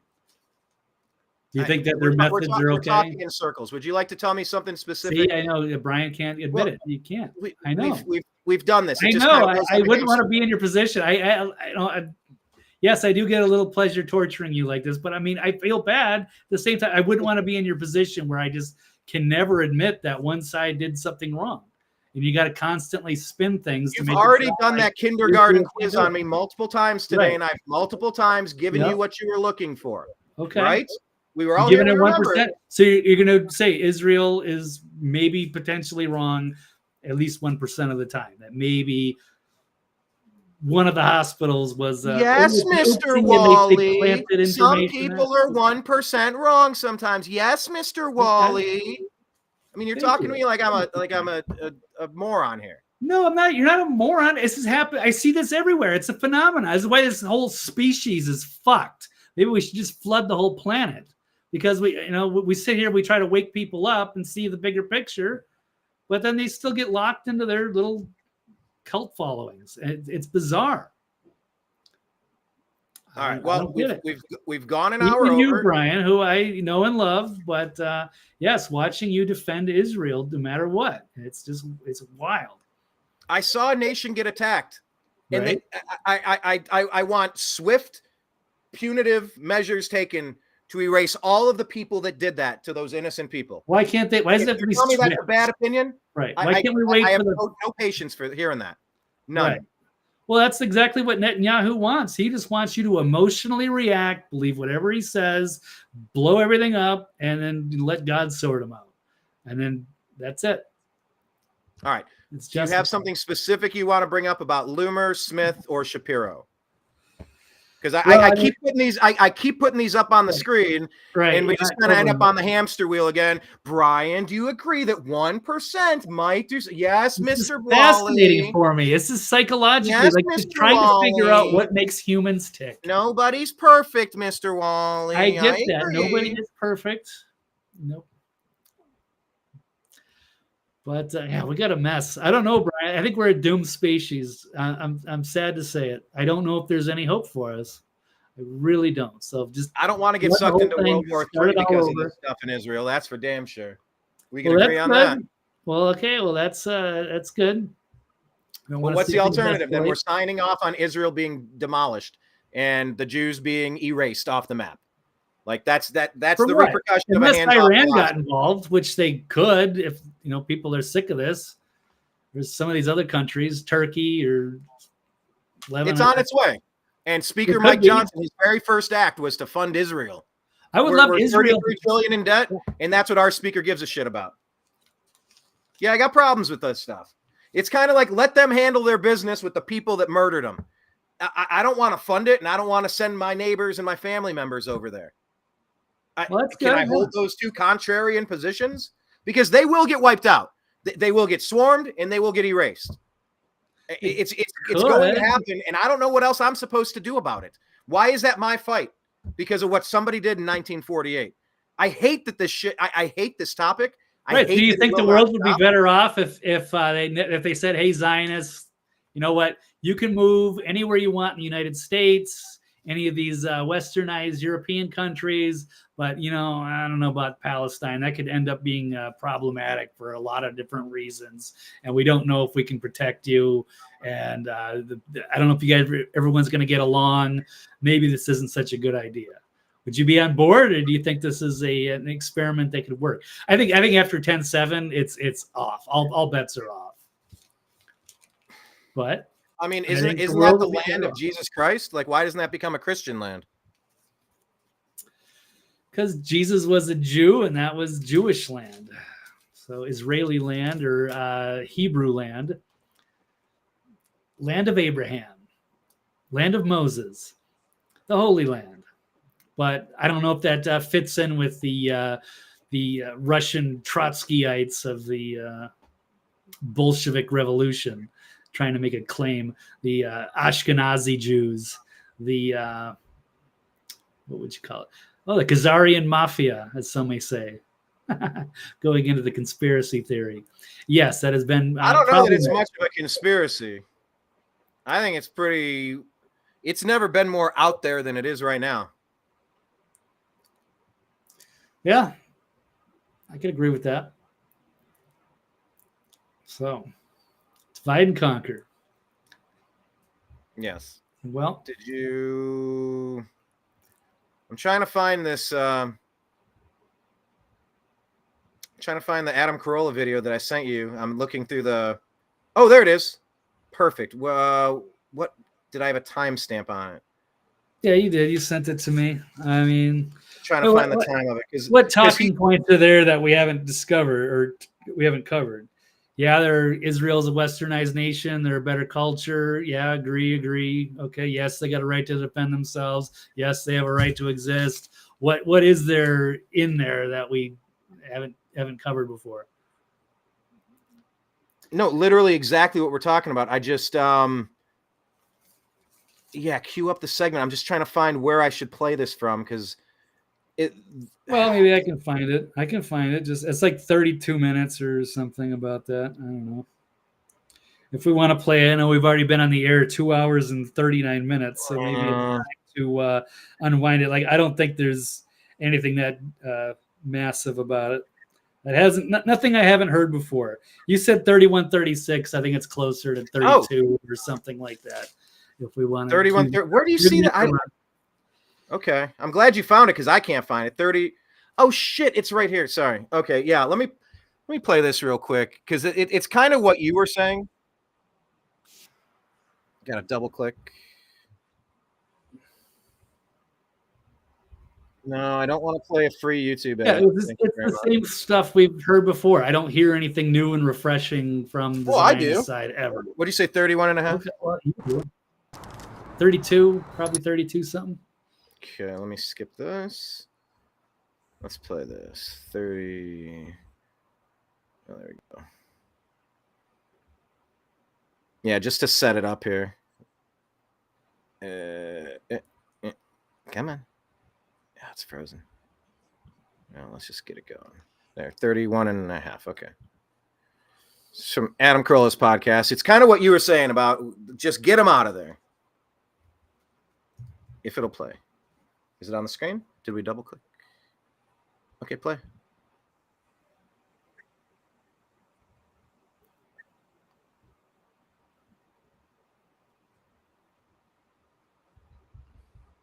Turning into a woman. Oh, wow. And I said that in front of Dr. Drew and somebody else, and they were like, what the fuck are you talking about? It's the world's greatest athlete. And I said, he's turning into a woman. Weird take. And they went, what do you mean? And I'm like, I don't know what I mean. Wow.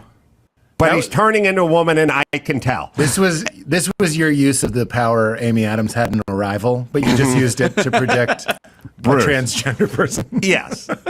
And I said Donald Trump would be president in 2016. I called the You did. I called the date. Yes, it's on the internet. It's chronicled. There's tapes of it. I call things, and then they come to fruition. You're out there calling, and then I get no credit for it later on in life, except for credit. Except for when I bring it up. Yeah, no, I understand. That's show business. We need. That's why I'm out there. I'm like, nobody's saying it. I'll say it. I'll say it. This guy's funny. Yeah. Pete Holmes, great special. All right, so about coming on to 10 years ago, I wrote this in one of my books called President Me. Edit that out. And and Dawson has it. Now, I'd forgotten about it, but somebody tweeted this to me. And I've got some stats, some numbers. I brought receipts. All right. So we can unpack that. Is your energy. A man with a wallet filled with receipts. That's me. That's how I. Do you know Adam Carolla? He's got a wallet overflowing with receipts, and be like, I got the type. Even a shoebox. So this is your address to the UN. This is my address to the UN. And to all the assholes, American or otherwise, who talk about Iran and nuclear weapons and say, why can America have nukes, but they can't? Because we're not insane. We don't want to wipe Israel off the map. We're not into genocide. And by the way, when it comes to that, it isn't genocide. It's jealouside. The Jews are so much better than you. That's why every couple hundred years, someone attempts to round them up and kill them. You envy them. Jews work together. They draft each other like a great NASCAR team. Confused looks from the assembly and sporadic whispers of, what is NASCAR? You're all out shooting each other and fighting over which version of the bullshit you believe about Muhammad is true. Meanwhile, the Jews are building universities, hospitals, and satellites. Which leads me to Israel. What the fuck are you guys doing in the middle of those homicidal, anti-Semitic, misogynistic, religious zealots. It's this part in particular that I found to be interesting because it was. Yeah, because I'm just finding this to be like really boomerish, inappropriate, really, I don't know. Yeah, you got something against boomers. You don't like what you don't like. Well, I don't understand. I love Adam Carolla. I grew up on Adam Carolla. He's highly influential to me in the 90s and Loveline and The Man Show.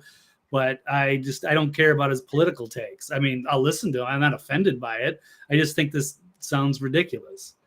I don't think he's like, making it. He used to make like really good, interesting intellectual arguments about things. And I just think this is lazy. Sorry. No, well, maybe that first part, the intro, but it's a part about the roommate that was the part I wanted to play. The roommate part is the part of this that sticks with me primarily. The main reason I'm playing this is for the roommate part. Which leads me to Israel. What the fuck are you guys doing in the middle of those homicidal, anti-Semitic, misogynistic, religious zealots? I know what your answer is. It's your land. You want it fair and square, and you're not going to move. That's like saying, my roommate's a paranoid meth head. Twice a week I wake up and he is standing at the foot of my bed with a machete. Then when someone says, why don't you move out? Your answer is, and lose my cleaning deposit? Audible boos from the Palestinian delegation. Shut the fuck up. You know it's your fault. You put in heckles. I hear a lot of talk about how all anyone wants is peace, but the side of the fence where it's only Jews looks pretty good. The other side looks like a thin slice of hell. Face it, they're a better culture than you. I don't really have a foreskin in this fight, but I do have a solution, Israel. You guys pack up and move to Baja. It's got plenty of seaside deserts. You'll love it. Here's the plan.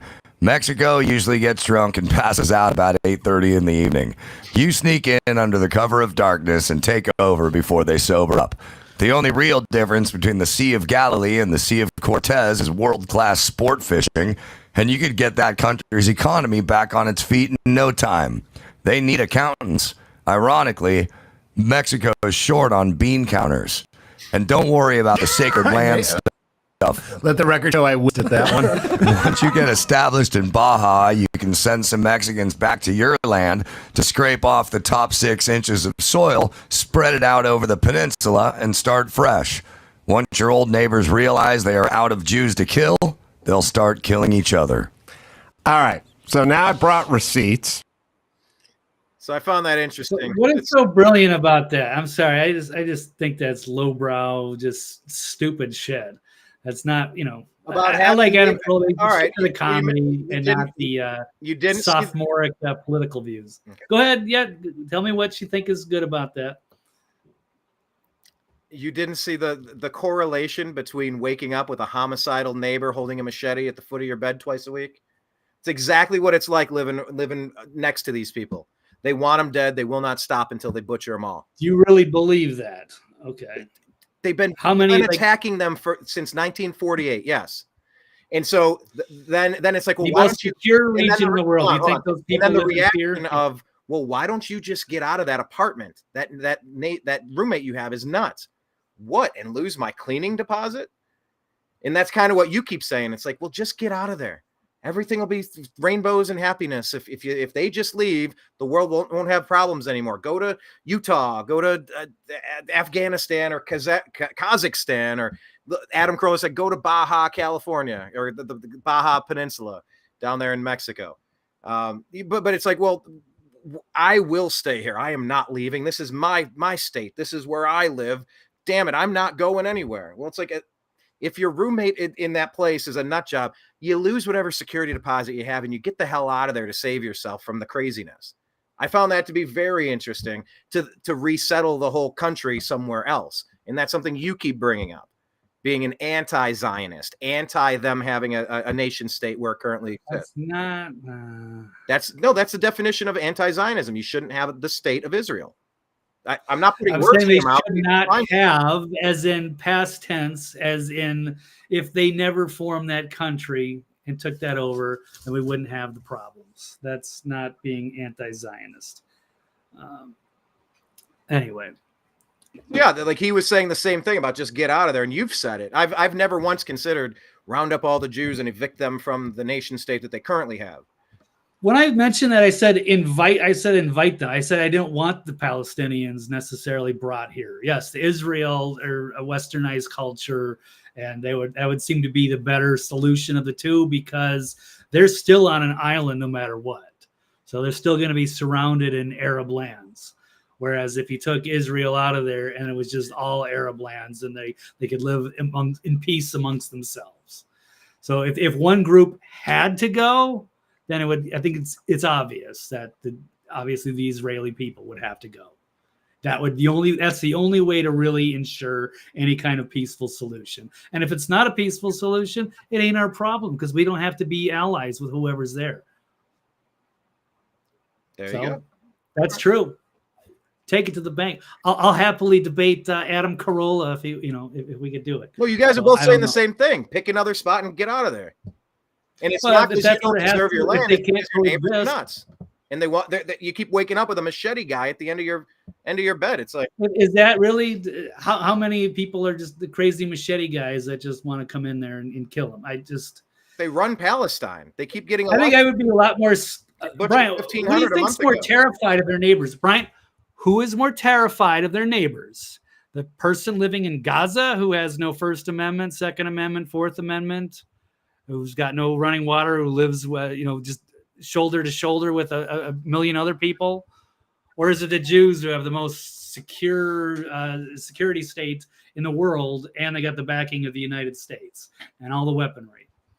Who do you think is more afraid of their neighbors? Yeah, I know, Brian. I won again. There we go. So, right. Point Blake Walley again. That's your I could do this all day. So, I don't want to beat up on you, Brian. I like you, Brian. But yes, we had to have this discussion for the greater good. I guess, man, it's so tedious to me. It's a war and nobody knows what the actual facts are. And it all sucks. And had Hamas not done what they did, it wouldn't have. Yeah. There's no yeah. I won again. Right. It's so easy to just point this out. So here's the debate thing. So Zero Hedge, that was their first televised debate. By the way, we need a lot more of these. Right. I've been trying to get to these stories for about 45 minutes. You don't have to, Brian. In fact, I want to get out of here soon. We're almost on 3 hours. I know you could do a 5-hour show every day. I'm getting exhausted. So I would like to go unless there's something essential that we have to cover that we haven't covered. But I'm just pointing this out for the debate. And I did call out Ben Shapiro on his Twitter handle, and any leftist and anybody that wants to talk about some of the issues that I'm passionate about, that I disagree with other people about. By the way, I just want for the record to state, the past 45 minutes, maybe an hour, I've been putting these stories up, trying to get to it, and we've kind of ended up on the hamster wheel of circular logic. My question is, do you want to make a couple quick points on this, or do you want to do a separate standalone show for these where you can extrapolate? You had notes. You'd have time. I had notes on the debate between Dave Smith and Laura Loomer, but that's fine. I could wait another time. It's not essential. It's just interesting information, and it's interesting to watch that particular debate. But it's typical of what I see: a libertarian, a true freedom libertarian versus a Zionist. And it's just like what we just went through, Brian, except it's two other people. So if we do want to watch that, you certainly can. I don't think you will, but you can if you want. It's long. It's a couple hours. Is it? It's great.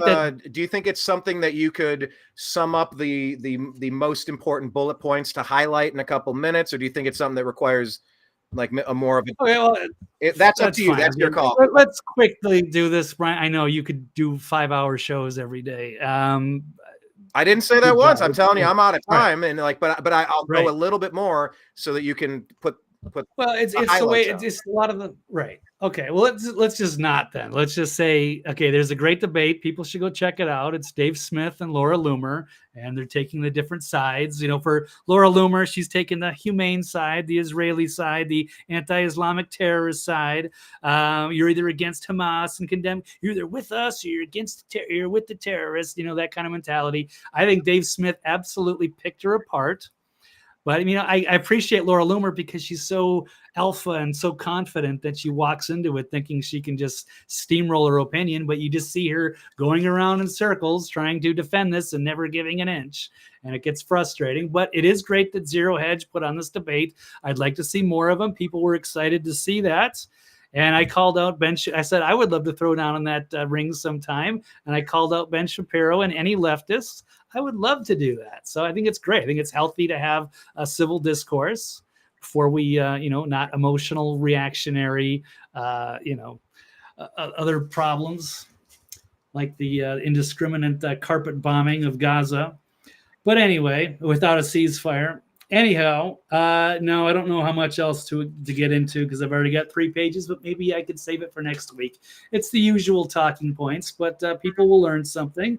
And this is something that, yes, needs to be talked about. And people need to understand the propaganda either way and just get on the fence and form an opinion. But be open-minded. I wish people could do that. But I don't know. Like I said, I think humanity might just be a lost cause because people are just unwilling to change their minds on certain things, even when you present them the information. And it's just frustrating. Anyway, but it's been delightful, Brian. I've enjoyed this, but yes, it's already pushing 3 hours, and I prefer to cut it unless we've got anything else or anything that you'd like to throw in that we haven't covered. Did you have a final thought on Shapiro and Owens? Because I know like they're bickering in public back and forth. I don't know if you wanted to highlight how weird Ben's response was to a Bible verse. I don't know where you wanted to take it, but it's a public feud.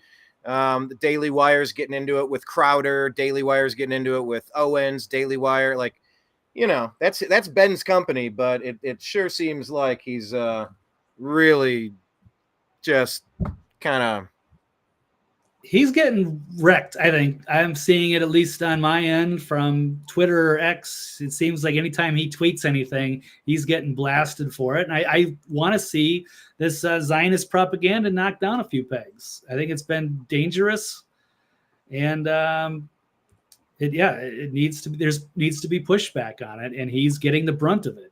And yeah, I think if it came down, he should step down. I think that was one of the.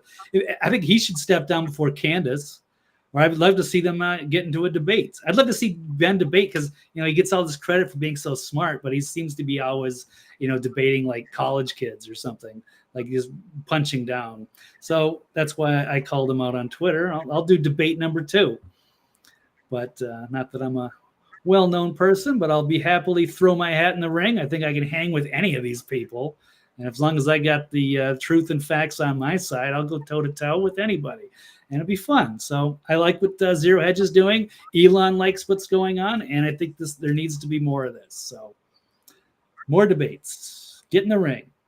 All right. Well, then we'll leave it there. I didn't know if you wanted to pull up some of the back and forth to kind of highlight what was said and what was said in response. Or if you wanted to just find that on Blake's Twitter feed at TV's Blake Walley, that's up to you. How about, what do we got here? This was something Candace put out. Blessed are the peacemakers. They should be called children of God. Blessed are they should be persecuted, righteousness' sake. Yeah, blah, blah, blah. It's a biblical verse. I'm not trashing it or anything. But then Ben Shapiro says, Candace, if you feel taking money from the Daily Wire somehow becomes between you and God, by all means quit. And then Mike Cernovich said, it must be too expensive to fire her. You would be paying out all or some of the contract. Anyway, chill out, man. You've been wrong about most everything from Trump in 2016 to the COVID vaccine to the Middle Eastern wars you supported. If anyone needs to pray for humility, it's you. And a lot of people agree. There has been, here's a great... meme that's I tend to just as a general, I tend to kind of agree with Cernovich way more than most people. I think his takes are usually kind of spot on. Nobody's perfect, but yeah, I mean, pointing out that Ben was so wrong about Trump in 2016, so wrong about the vaccines and COVID. And by the way, go to WHO.whatever. It's scrolling at the bottom, countervailing views. But what is this meme? Ben Shapiro, Candace Owens, Michael Knowles selling quality cigars at a competitive price. That's a funny meme. Yeah. Quality cigars. Yeah. So That's good. But yes, I think that's a voice of reason. And I've told you before, I think, Ben Shapiro is probably one of my biggest ideological adversary of the last 20 some years. Benny boy. On most issues. I think I would absolutely mop the floor with him on any kind of debate on all of the issues, because he's always been a neocon warmonger from the beginning. Obviously, we disagree on big pharma or Middle East or foreign engagements or a lot of social issues. That doesn't mean that there's been plenty of things that we agree with against the leftists. But yeah, I'd say if on most things I disagree with him. I don't care how smart he thinks he is. I would love to jump in the ring with him and make an example of him. But for his own good, for everyone's own good, because it's a learning experience, and maybe I would, it's good. Maybe I would take some shots too. That's fine. I'm willing to do that, but I think I would beat him on most issues. So, anyway, that's about all I've got, Brian. So I guess I must I would probably mop the floor with him since I scored so many points on you today. No, I don't know if you did, Brian. But I mean, that would be up to the audience to decide, because no, I still don't see a lot of good points from Israel, and I still don't see you giving in much. Again, yes, Mr. Walley, everybody's wrong at least 1% of the time. It's all right, Brian. I know you're terrified to admit just that Israel does anything.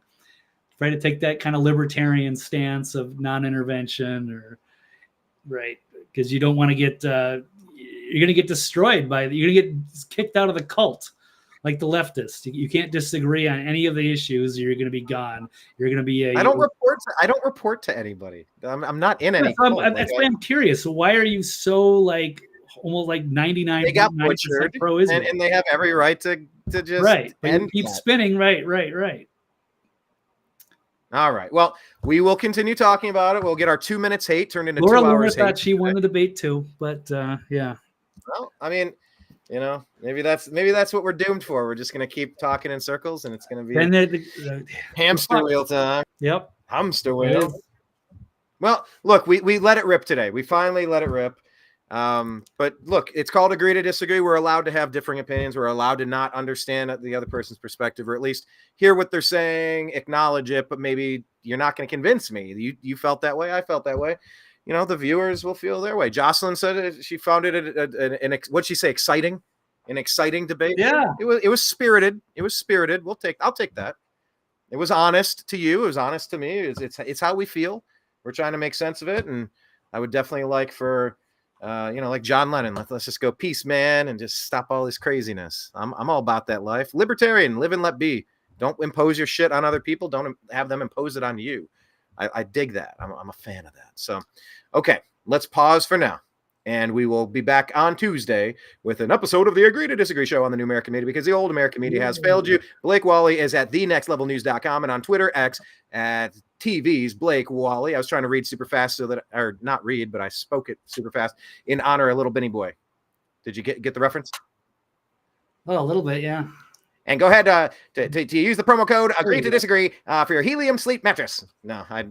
Oh, he's unwatchable because he does that. He takes himself so seriously, and he's got that fast-paced cartoon voice, and then he'll just jump into an ad at random times, and it's just like, really? How does this show get that big of ratings? I can't believe it. I don't know. I haven't watched any of his shows in years. If I'm not scrolling and catch something accidentally, it never pops up and I never see it. But I'm doing an impression of Tyler Fisher's impression of Ben Shapiro. That's the only reason I knew the helium sleep mattress, because he does it and he does some of the best impressions on earth. Go see Tyler Fisher as well. Okay, signing out for the New American Media. I'm Brian Engelman. That's Blake Walley. We appreciate you.